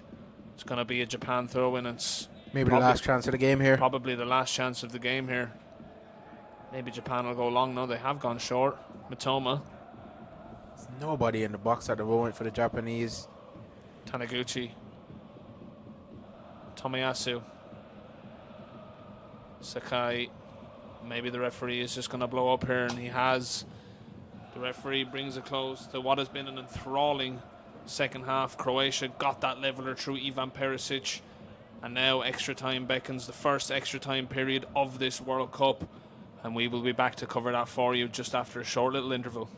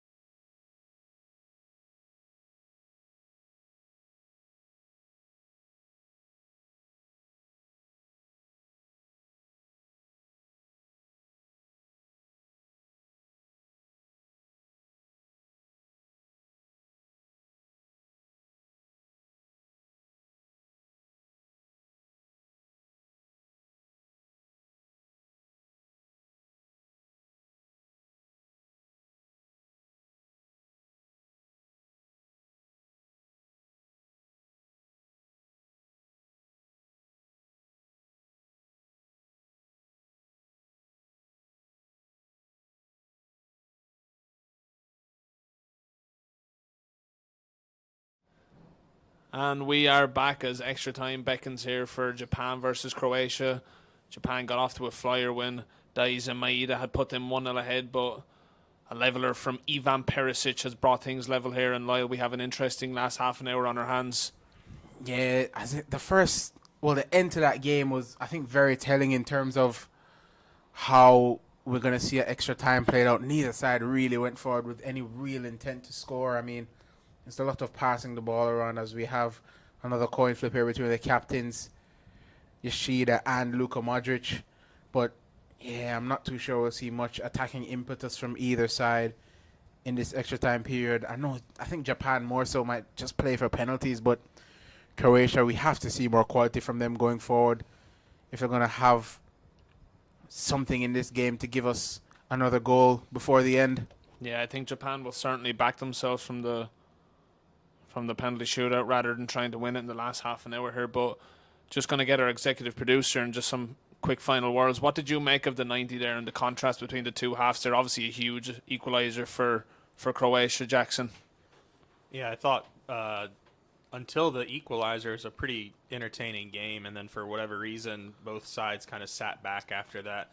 I actually I know I predicted 2-1 Croatia and in extra time, so that's looking still on. Promising. It's still on, yeah, but I don't know. I just think after watching 90 minutes, I think Japan are the more likely team to get a goal because most of the play in this game is going down the wings instead of through the middle, which is kind of a factor in all the World Cup games, and I favor Japan's wingers compared to Croatia's right now, but I'm going to stick with my prediction, 2-1 extra time Croatia. You heard it here first. Jackson Fuller 2-1. Japan in extra time as Takumi Minamino looks to just get us underway here. And just again to credit Jackson Fuller, not only did he actually predict 2-1, but he did say 2-1 extra time. It's specifically extra time as Japan get us back underway here. As Yoshida hits it out to Taniguchi. No changes for Hajime Moriyasu or Zlatko Dalic as Morita gets on the ball here for Japan. And very, very interesting last half an hour. And it's obviously the first game that's gone to extra time in this 2022 World Cup. As Asano looks to breeze down the line, but good defending again from Dejan Lovren, who's had a superb game at centre half. But really interesting dilemmas here for both coaches. Obviously, as Jackson mentioned, when that Croatia equaliser went in, there was a strange onus of just both teams sitting back and defending what they had and not wanting to lose what they had. But now, as the last half an hour beckons, with penalty shootouts a possibility. It's a great ball switched over. Ivan Perisic on the cover, and it's going to be a Japan corner here. Frustration there for Perisic. He wanted more cover. And again, it's the Japanese who have started the brighter out of a break, and another set play from them to possibly get a goal from although Doan now off, so it's Ito on corner kick duties. Jani Ito replacing Doan on the corner duties. As Japan get men forward, Yoshida's up from the back, Taniguchi's up from the back. Yonito looking to swing it in here for Japan. Ball in, it's just flicked on by Taniguchi, but it's just gone wide. Half chance there for Japan, Lyle. Yeah, it was I think a poor corner overall from Ito playing it in, and didn't have enough height for Taniguchi to be able to get a real decent header flicked on. And yeah, Croatia will breathe a sigh of relief that Japanese didn't get decent chance off that corner. Goal kick from Dominik Livakovic. Good header from Yoshida up against Ante Budimir, who, like Pekovic, has really struggled to get into this game. I mean, obviously Marko Levaja, who me and Lyle covered in that game against Canada for Croatia, was absolutely exceptional. Got a really, really fine goal, and maybe will be a little bit frustrated that he hasn't featured here today. And obviously he still is an option from the bench, 5 substitutes in all for every team at this competition, but Marko Levaja will certainly be scratching his head as his place is still on the bench at the moment for Zlatko Dalic's preferences. Is Gonda boots it long for Japan. Good header that time from Barisic and hacked up into the sky by Tomiyasu. Here is Brozovic. Really poor again from Marcelo Brozovic. Number of times he's carelessly given away the ball for Croatian. This is where Japan prove effective. Oh, it's gone in, and Barisic just gets it clear. I think Mitoma was just looking to link up there with Asano, but he just couldn't get that second pass off. And chance goes begging, but Japan are still on it here with Taniguchi. Yeah, and you have to think any goal for the Japanese is going to be made by that man, Mitoma. Fantastic run that time, but just couldn't get the pass to connect with Asano. Again, similar to the Marko Levaja argument, even Mitoma of Brighton will be wondering how he doesn't make it into the team, but obviously, as we mentioned, Hajime Moriyasu has a very, very strict philosophy of how he wants his team to set up, and obviously Mitoma doesn't fit into that for whatever reason, but fantastic option to have off the bench, as well as Takumi Minamino of Monaco. And here he is, Minamino. Looks to get it around the corner for Asano, who won't keep that in play, but it's going to be a Japanese corner here. And as Lyle has mentioned, Japan on the front foot here, and the Croatia protestations ensue as they believe that that should be a goal kick. I think they might be right, but just haven't seen a replay yet, but maybe Croatia have a point there. Janito over the Stadren man. Head towards Minamino. Ball in, headed on by Tomiyasu, who just goes down, and he's going to Referee's going to give a foul here. He's just called for the medics. Looks like a head issue for Mario Pasalic. He took him almighty knock there. Yeah, as the ball comes in, it just comes over to Tomiyasu, who goes to challenge. But yeah, it's just a clash of heads between Tomiyasu and Pasalic. And some support here coming for Tomiyasu as well as Pasalic. Yeah, as we just get a look at that. Ritsu Doan ball in for the goal, and Maeda on the spot, jolly on the spot to turn it home. But similar sort of goal, but pretty straightforward. Dejan Lovren in the centre half with an absolutely wicked cross, and an Ivan Perisic with a thumping header to lead us up to where we are now, 5 minutes into extra time, and still nothing to separate these two sides. Brazil or South Korea will wait them in the quarterfinals. And at the moment, it is really, really tricky to call this one. As Josko Gridoval hits it up towards Ante Budimir. Good defending that is from Sakai. 5 minutes played out of the 15 that we'll see in this first half of extra time as the ball comes back to Gvardiol. Now Dejan Lovren. Gvardiol again. Perisic punches it down the line for Budimir, who's not going to get there, unfortunately, and it was actually Barisic in the end. But again, just void of ideas at the moment. Croatia really struggling to break down this Japanese rear guard. And I mean, when you look at that Dejan Lovren cross, it's really just a moment of quality that's broken down Japan as Brozovic stumbles on the ball and hacks it all the way back to Dejan Lovren. Yeah, and it was the only real moment for Croatia where they had that sublime quality in the delivery and the finish, and we saw overall the Japanese defense has defended very well against the Croatian attack. But yeah, Croatia have that ability on the ball. Normally would expect it to be Kovacic or Modric who with the ball in, but Lovren was it. It was Lovren at the time who played a lovely cross in, and it's just that bit of quality that defeated the Japanese defense at the time. But Gvardiol looks to play it forward and should be easy enough for the Japanese defenders as Matoma's on it now. Good header away there from Taniguchi up against Mario Pasalic. Yoshida collects it. Good press this from Croatia. Modric can't get it away, and that might just be a foul there on Morita, and it is. The referee still keeping his cards in his pocket, but he's just going to signal for a change here. Morita stayed down, and it's going to be two substitutions coming on here for Croatia. It's going to be Lovro Majer, number 7 there you can see, and the former West Ham man, Nikola Vlasic too. Is Luka Modric coming off? Wow. Luka Modric has been recalled from the fray here by Zlatko Dalic. Obviously Modric, late 30s, still playing at the highest level of the game.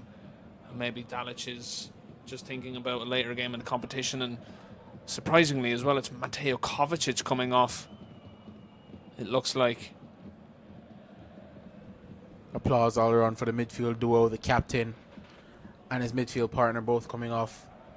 Dalic just looking to change things up in the middle of the park, but substitutions you'd normally never expect, and if it does go to penalties, they won't have Luka Modric to take one. Exactly, Lyle. Very interesting point raised there, and Zlatko Dalic obviously hasn't kept that in his mind. The possibility of a penalty shootout looms larger as the clock ticks on, as Gondo clears away. Good options again off the bench from Croatia. Obviously Lovro Majer got that goal against, that 4th goal against Canada in that rout during the group stages. But here is Minamino, looks to flick it on towards Asano, but it trickles all the way through for Livakovic. And then obviously Niko Vlasic, formerly of West Ham, is also a reliable outlet off the bench. But maybe with that decision from Dalic to take Modric and Kovacic out of the game, he doesn't hope that this game will go to penalties, and he's looking to get a winner here. As Taniguchi hits it all the way back to Gondo, who hacks it up towards Minamino. Endo looks to flick it around the corner for Mitoma, but it's all got a little bit scrappy in there at the moment, as Domagoj Vida gives his praise towards the dynamic duo that is Kovacic and Luka Modric. Long throw up from Juranovic, flicked on by Budimir. Perisic looking to get him behind. Perisic does well just to shepherd the ball out here for a throw in, and probably going to be another long throw in for Croatia. It's something they've become accustomed to over this tournament. We didn't see much of it in the group stage, but certainly they backed themselves from a long throw in with obviously Budimir and other Croatian giants in there, as Juranovic lines this one up. Good purchase on it. Flicked on, comes to Perisic. Good block from Sakai. Whacked in by Barisic, but Janito is in the way, and it goes there for another Croatia throw in on the far side. Yeah, and Perisic, who just took the captain's armband, just looking to orchestrate things, and it's going to be another long throw in, this time from the left back, Barisic, to throw it in. A few of the Japanese players on the bench and an assistant coach just warning Barisic he needs to step a few yards back. Yeah, but the subs need to be careful here not to be yellow carded. Referee just emphasizing that Barisic does indeed need to go back a few steps. And we another long throw from the Croats. We always love a bit of inclusion from the bench.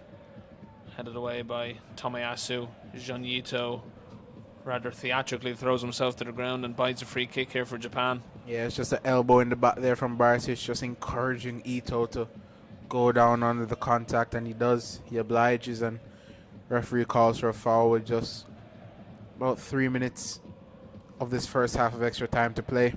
Yeah, as Lyle said, 3 minutes or so here to go in the first half of extra time. Still Japan 1, Croatia 1. Lovren, good header back towards his keeper, Livakovic. And Croatia can get back on the ball again. But at the moment, Lyle, it just seems like a bit of we hold the ball, you hold the ball, and we don't do much with it. But if anything, it does look like Croatia are most likely to get a goal, and Japan look fairly content just to sit in and try sneak a little counter-attack in there. Yeah, I'll be honest, neither team really looks like scoring at the moment, and I think we could be destined for penalties as some dogged fighting on the ball there, and Endo comes away with it. But Josko Gridoval does so well again and turns on the jets up against the fairly pacey Asano, but you were just mentioning it there, Lyle.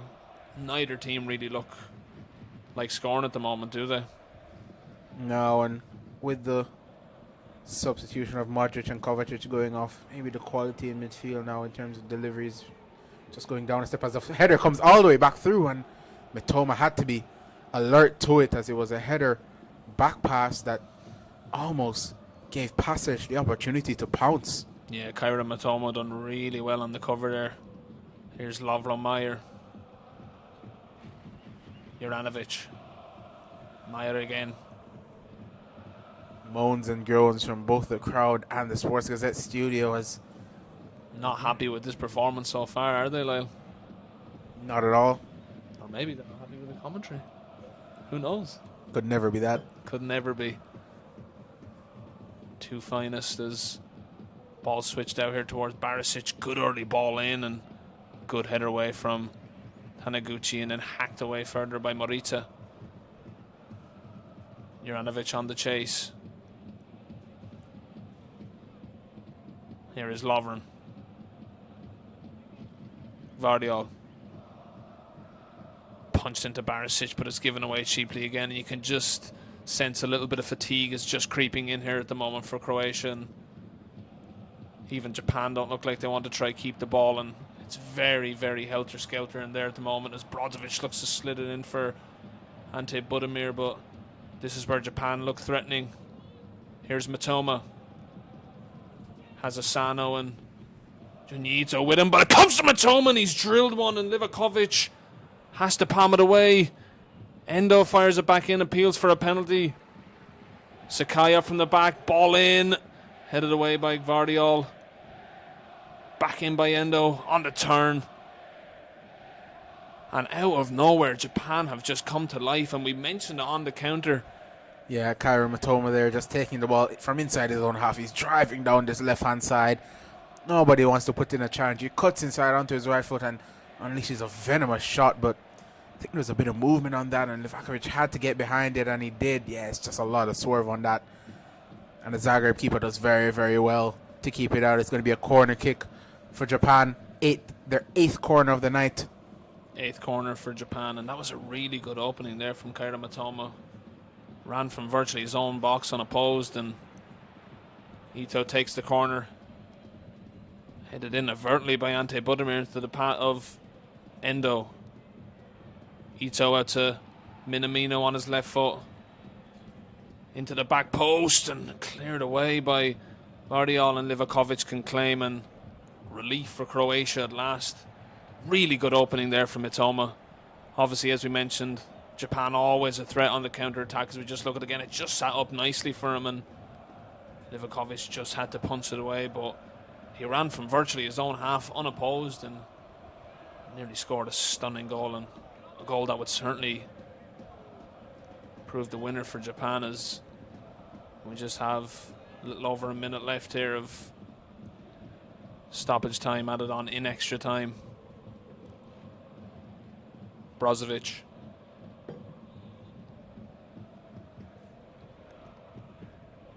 Good touch by Budimir. Gives Vlasic a stretch to get it out towards Juranovic.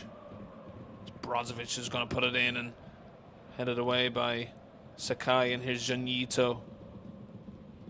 Sakai looking to bring Japan forward. Asano down the line, 1v1 with Dejan Lovren, who does really well to just nip in ahead of Asano there, who just had a little bit of a poor touch, and opportunity presented itself for Lovren to mop up and get it back to his goalkeeper. 30 seconds here remaining of the first half of extra time. Brozovic.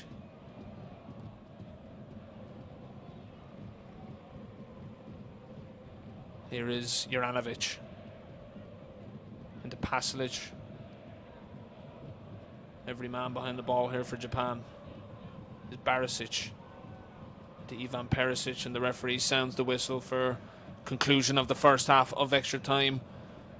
No chances, no other than that chance at the end for Kairo Mitoma, who drove from his own half unopposed and fired a shot in, and good save in the end from Livakovic. But dilemmas here for both coaches at the end of the first half of extra time.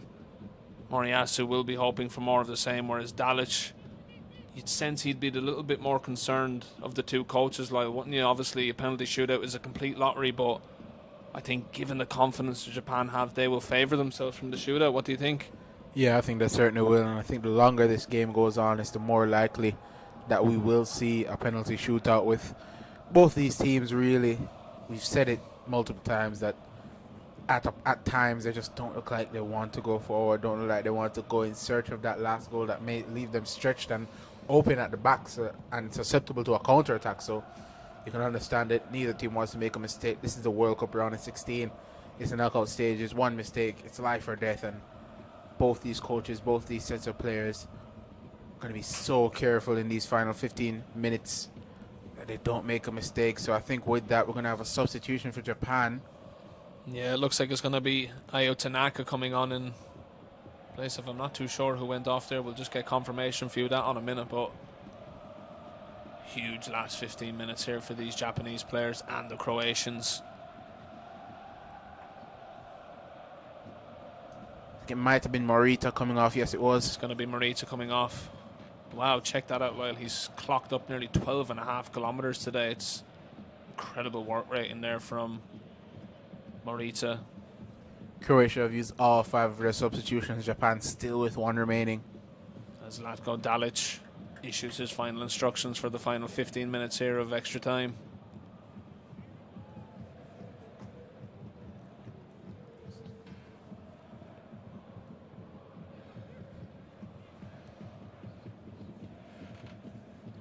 There's going to be 2 final substitutions here for Croatia, and Marko Livaja is going to get his appearance, and Mislav Orisic of Ukrainian League is coming on too. I think there must be a... I'm not too sure about this rule here, but I think there's extra subs for extra time. So yeah, 2 extra subs and extra time given to both sides, as Marco Oliveira gets us back underway here for the second 15 minutes of extra time. Still Japan 1, Croatia 1. You're, of course, listening to the Sports Gazette's live commentary. You can follow us on all social media platforms, Twitter, Facebook, Instagram, YouTube. Obviously, give us a like and a comment on the video. It would be much appreciated. We'd like to hear your guys' feedback. And obviously, we'll be covering further knockout stages as they develop, and obviously the highly, highly anticipated final, whoever will face each other in that game. As Juranovic gets on the throw here for Croatia. You know, it's Budimir and Perisic coming off. Budimir and Perisic coming off there for Croatia, confirmed by Lyle-Anthony Golding.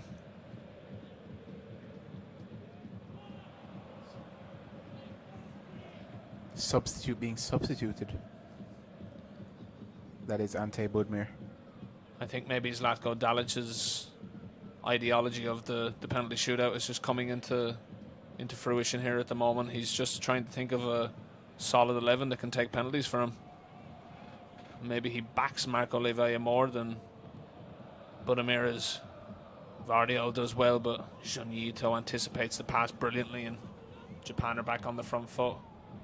Wataru Endo, who was looked like an absolute steam train in there today. He's never stopped running, and he's constantly an outlet in the middle of the park for Japan.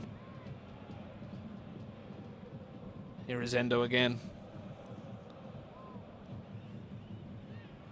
Gondo goes long. Up towards Sakai. And then back towards Tomiyasu.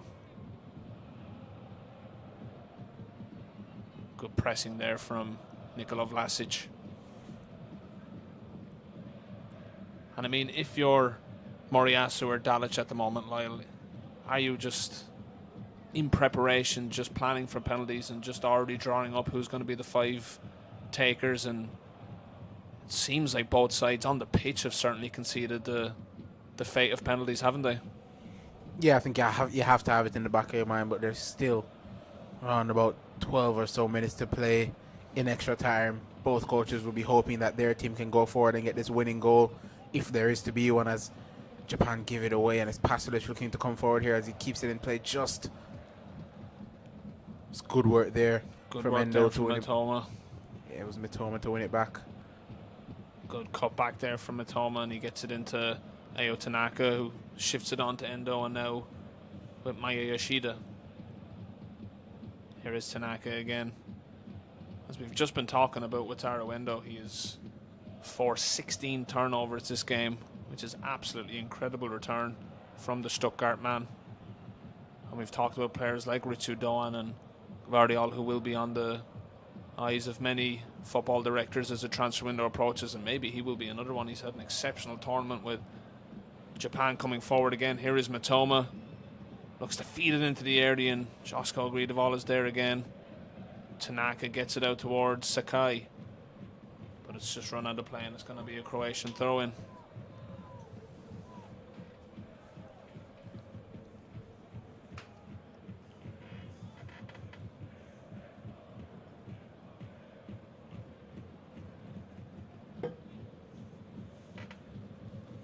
Both sides in no hurry to get the play back underway here, and even with Barisic taking his time on the throw-in, there was no protest from the Japanese players as substitute there.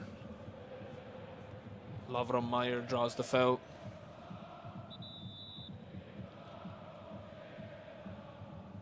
Just a little over 10 minutes to go here in extra time. Given the way the second half, especially after the equaliser went, it's not surprising that the score still remains at 1-1, and penalties seeming oh so likely here at the moment. Support there from Barisic, maybe some tired legs just settling in here at the moment. Obviously playing 110 minutes of football is no easy feat, especially given these conditions in Qatar, as Yoshida thrashes it away for Japan, and Minamino had an opportunity to turn out there but just brings it back into midfield and just slows it down here again for Japan. Here's Matoma. Ball inside, but picked up by Lovro Mayer. Juranovic. Hacked upfield towards Marco Livaja.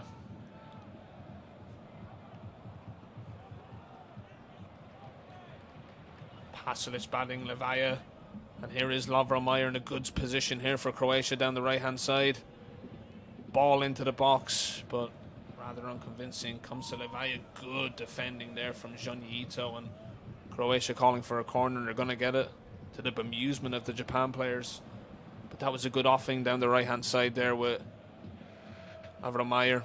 Just got in behind the Japanese press. Lovren and Gvardiol both coming up here. Could be a dangerous, dangerous opportunity here for Croatia. Fifth corner of the game for Croatia's. Orisic, the substitute, is sent out to take a good ball in, and Gondo punches it away. Had to be sure there, Gondo. Relief for his Japanese defense there. Good goalkeeping there from Shuchi Gondo. Who's been another hero of this tournament for this lovable Japan team, as Juranovic opts against the long throw in and safely distributes it back to Marcelo Brozovic. Now Lovro Mayer. Brozovic shaping for a cross, ball in, and Sakai can clear it away for Japan. Lovely little flick there from Lovro Mayer. Stunning from Mayer. Looks like a really, really good player. Brozovic. Good block in there by Ayo Tanaka. As the clock trickles towards the 30-minute mark, and penalties now seeming very, very, very likely, as Juranovic just takes his time on this throw-in, and he's even asking for a new ball. He's asking for a towel to dry the ball. It's pinnacle of time wasting, really. But he has opted for the long throw-in this time, and has good purchase on it. Flicked on. Oh, and it was risky in there, and Gondo retrieves, and the ball up towards Ito. Guardiola does exceptionally well just to get it away from him, and you can see just a little bit of tired leg setting in there for Ito. Usually so quick to the loose stuff, and he looked rather leggy there. Lovely play there from Croatia to play it out from the Japanese press as Mayer gets it back to Brozovic. Here is Brozovic, hurried by Ayo Tanaka. But here is Brozovic again. Orisic looks to flick it onto Livaja, but Brozovic can pick it up once more. As Barisic out on the far side, and here is Vlasic. Ball in by Barisic. Good defending at the back post there from Matoma, and he can just run that out for a... It's going to actually be a Croatia corner. It was really, really good work there from Mario Pasalic just to flick it off Matoma, and Juranovic winding up another one of them long throw-ins. Yeah, the initial cross just had too much on it, and Croatia once again can look to create from this Juranovic throw. Good purchase again on it. Flicked on by Livaja, and Gondo does really well in there. Had Pasalic piling in. And again, Gondo looks to go quickly and play it into Asano. Asano again up against Guardiola. Much better this time from Asano to just hold up the ball, and he's done really well there. Really, really good stuff there from Asano, just to give Japan some reprieve from what was a good spell of possession and chances there for Croatia. Here is Minamino. Matoma. Minamino again. Lovely spin from Takumi Minamino, but finds its way to Asano. Here's Endo. Ball in by Sakai and cleared away by Vardiol. Poor ball there from Sakai. Japan got into a really good position. He had multiple players in the ball to pick up. He just scuffed his cross and didn't even beat the first man, and it's really poor quality, and like you said, it could be down to fatigue at this point. Tanaka. Tomoyasu. Junito. Endo. Good little shimmy from Endo. Ball into the area. Juranovic has to turn it away. Matomo's ball in, but Livakovic does really well to claim. And as we just approach the 25-minute mark, Japan 1, Croatia 1.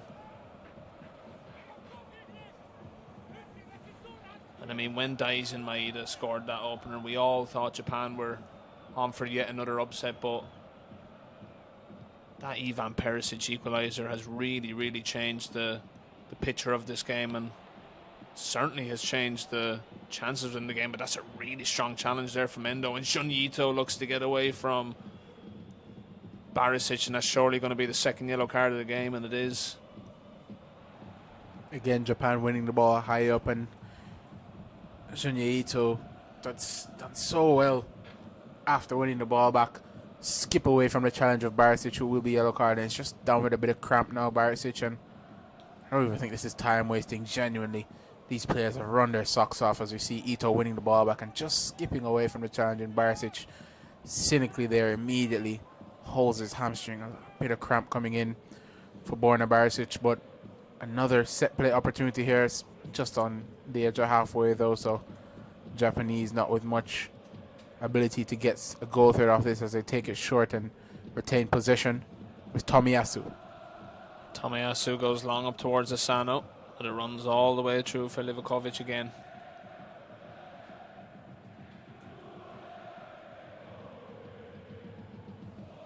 Here is Lovren. Juranovic again.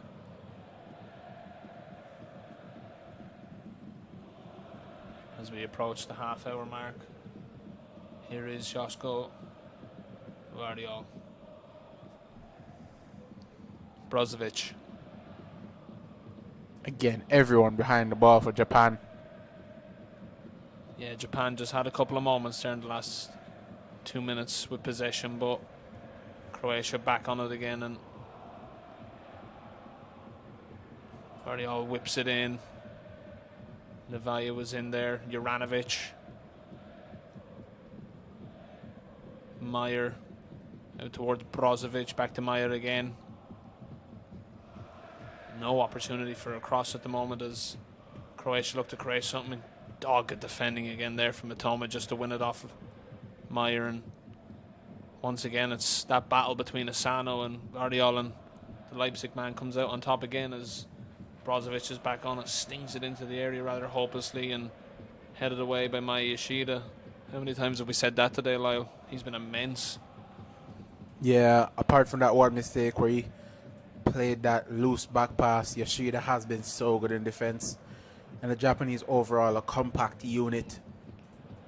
As you said, dogged defensively, and they've done so well so far. 2 minutes of extra time to play as Brozovic plays it over. Vlasic outside of the area. Barisic in support, crossed in and nearly fell for Meyer. Japan did not look convincing there on the cross. Here is Lovren. Just a little under 2 minutes left here of normal time, of extra time. Juranovic. Ball into the back post.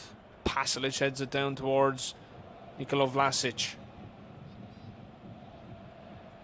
Barisic gets it in, but it's a good block away there from the substitute Aya Tanaka, who just throws himself on the ground and looks to buy Japan a couple of minutes here. He might have taken it in the face there, Tanaka. Just signals to the referee. Says he's okay for treatment by the looks of it. Yeah, oh, took a nasty little knock on the back of the head there, didn't he? But he says he's okay for medical attention and looks okay.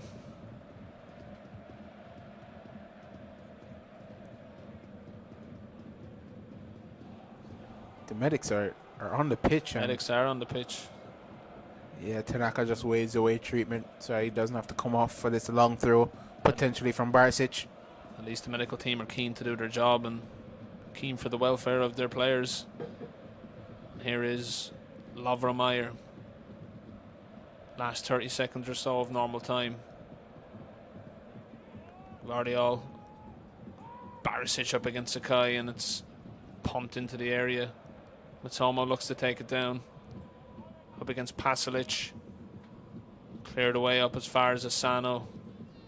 Good header again from Lovren as the fourth official adds on 1 minute and Lyle, obviously, with extra time, I said we'd hold off on the Sports Gazette man of the match, but just going to ask you, as we just look at this last chance, Orisic looks to get it in, and chance on here for Japan maybe on the counter-attack.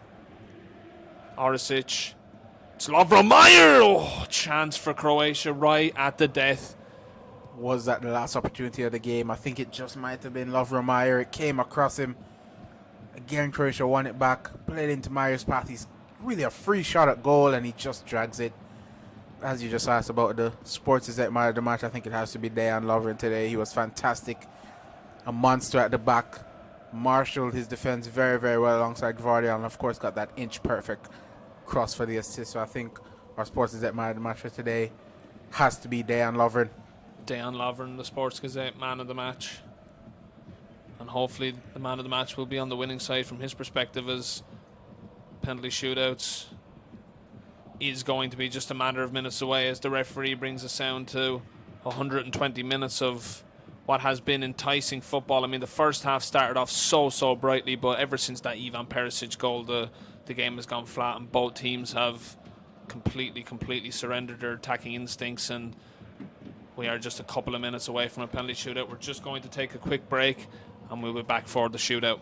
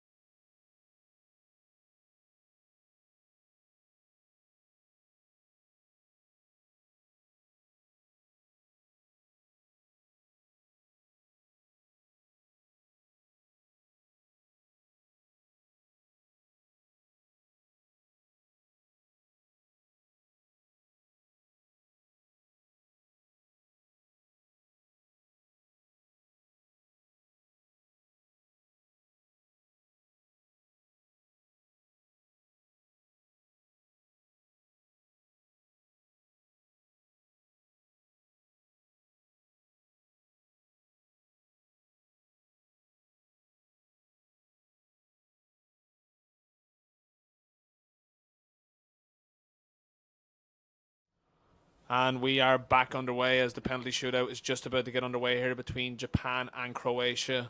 1-1 after extra time.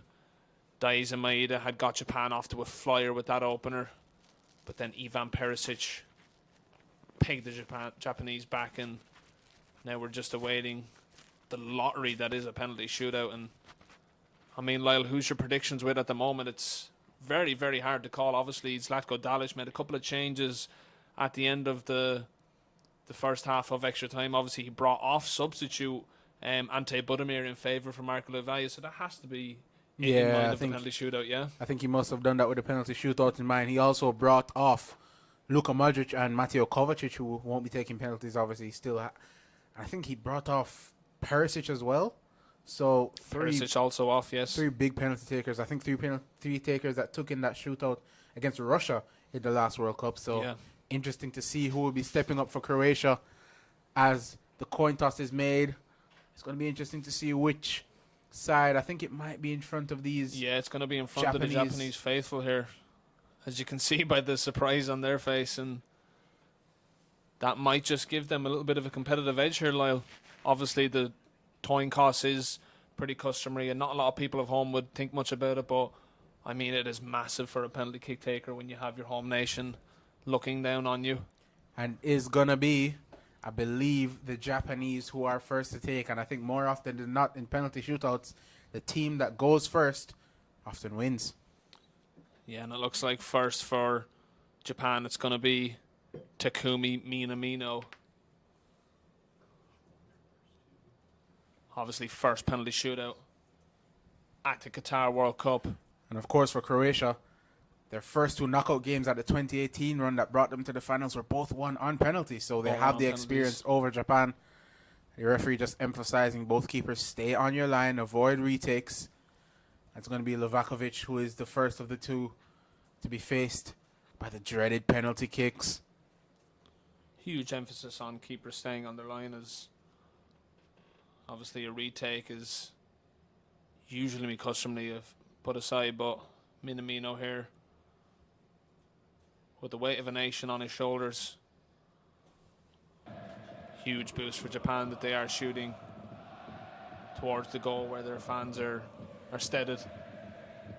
First penalty of the shootout here. It's Minamino, and it's saved by Livakovic. Poor post start for Japan. Really poor penalty that from Takumi Minamino, and a pretty routine save for Livakovic. Oh, it's really, really bad penalty from Minamino. It's a good height. It's fairly in the middle as well. You'd hope that he could get it closer in the corner, and Livakovic will be so pleased with that it's been that poor of a penalty, and it's going to be Vlasic stepping up first for Croatia with a chance to give them the lead early on in the shootout. Niko Vlasic. The chance to put Croatia ahead. It's Vlasic. Is a stunning penalty. Gonda gets the right way, but too much power, too much accuracy. Stunning penalty from Vlasic. Take another look at this. Oh, too much pace on it. Wasn't right in the corner, but the pace too much for Gondas. It's going to be Kairo Mitoma here for Japan. They need to get on the board here as Mitoma steps up. And it's saved again from Livakovic. Yet again, he gets it the right way. A little bit better penalty, but what a save from Livakovic. Despair for Japan, jubilation for Croatia. He's making himself a hero here, Dominic Livakovic, and if you just look at this penalty, he keeps his foot on the line. It's what a hand that is from Livakovic. Minamino didn't have much power on it. It was low. He tried to put it in the corner, and Livakovic stretched out his arm and got something on it, and it was a fantastic save. Marcelo Brozovic now with a chance to put Croatia 2-0 ahead. Hammer blow this would be for Japan. It's Brozovic straight down the middle. Sucker punch there for Japan, and Croatia truly in the driving seat now in this shootout. You have to think from this position, Croatia looking so strong. Brozovic cool and composed, slots it down the middle. Gonda dives to his right, but Croatia, if this penalty is missed, Croatia will just need one more goal. The third penalty now for Japan. They need a goal desperately here. Takuma Asano. Japan still not off the mark in this shootout. They need a goal here. It's Asano to the right hand side of Livakovic, and Japan are finally off the mark. Livakovic guessed the wrong way that time, and Japan are finally on the board. Asano just running over, looking to give some encouragement to Gonda. They'll need him to make at least 2 saves here, as it's, again, not a great penalty. It's somewhat down the middle. It's not really in the corner, but he sends the keeper the wrong way, and it's going to be Levaya stepping up. Marco Levaya scored that stunning goal against Canada that got Croatia on their way to a 4-1 rout, and Japan needs something huge here from Shuchi Gondas. Levaya, it's hit the post! Chance here for Japan. Levaya with a very, very relaxed looking penalty, and he's just absolutely stroked it off the post, Lyle. What was he thinking? The man brought on as a substitute in extra time has missed this penalty, and Modric, you can see the look on his face. And Levaya, you said it was a weird run up. He just took a couple of steps and blasted it off the post. It's going to be the captain here who can draw us level, Maya Yoshida. Maya Yoshida to level it up at 2-2. The captain, Saved again by Dominik Livakovic. And that brings an end to Japan's World Cup. Livakovic looks over at the bench. He thinks it's over. Maybe there's still another chance. Another poor penalty again, Lyle. Livakovic guesses the right way, and it's another strong hand. But it's not going to be over just yet. It's going to be Mario Pasalic to step up here for Croatia. And if he scores, that will be it. Mario Pasalic. Japan needs something here from Shuchigonda. It's Pasalic, and he sent Croatia through to the quarterfinals. Despair for Japan. They've been brilliant this tournament, but they've crashed out on penalties after a really poor outing from the spot. And Croatia, as we mentioned from that experience in the 2018 World Cup, have progressed. Lyle-Anthony Golding, what did you make of that? They've done it again, Croatia. It was Mario Pasalic. Livakovic with, I think it was 3 saves from the penalty spot. He's the hero. Stunning. The subs, in the end, did not matter for Croatia. They're number 1. Coming up trumps. It's tears for Japan. Elation for Croatia. And it's going to be Croatia to face the winner of that Brazil versus South Korea game. Croatia come away from this winners 3-1 on penalties, and it's so sad for Japan. Heartbreak for Japan, obviously. Dominik Livakovic is the hero for Croatia. Now they will look ahead to preparation for that quarterfinal against either Brazil or South Korea. But huge commiserations to Japan. They've been an absolute exception to this tournament. Obviously, huge wins over Spain and Germany, and they topped their group of Group E. So they have given us a fine tournament. Any last thoughts on Japan, Lyle? They've been an absolute credit to this tournament this year. Yeah, we've seen 2 of the underdog stories now go out at the round of 16. It was Australia first, and now it's been Japan. Tears from the Japanese fans, but they have so much to be proud about. Went out at the round of 16 in their last World Cup against Belgium. Another heartbreaking exit, but Japan have showed their stuff here. Fantastic effort from them, but Croatia in the end, I think you could say deserved winners. As you see the winning penalty here from Pasalic. Good penalty sense gone the wrong way, but it's Croatia who are through. And our executive producer wasn't right with his final prediction, but we're just going to get some last minute opinions from our executive producer Jackson Fuller. What did you make of that game? What did you make of Japan overall in the tournament? And a huge win for Croatia.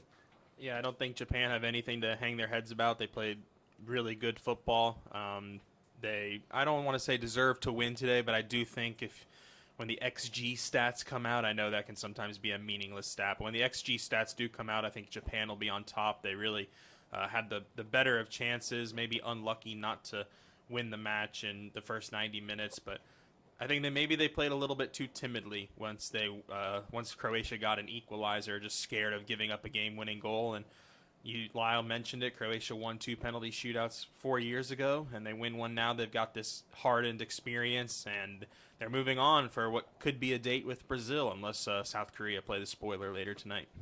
Yeah, experience certainly paying off here for Croatia as they progress into the quarterfinals. Heartbreak for Japan, jubilation for Croatia, and that is all from us. We're obviously going to be covering at least 1, if not 2, round of 16 games, and then obviously we move on to the quarters, the semis, and then the final.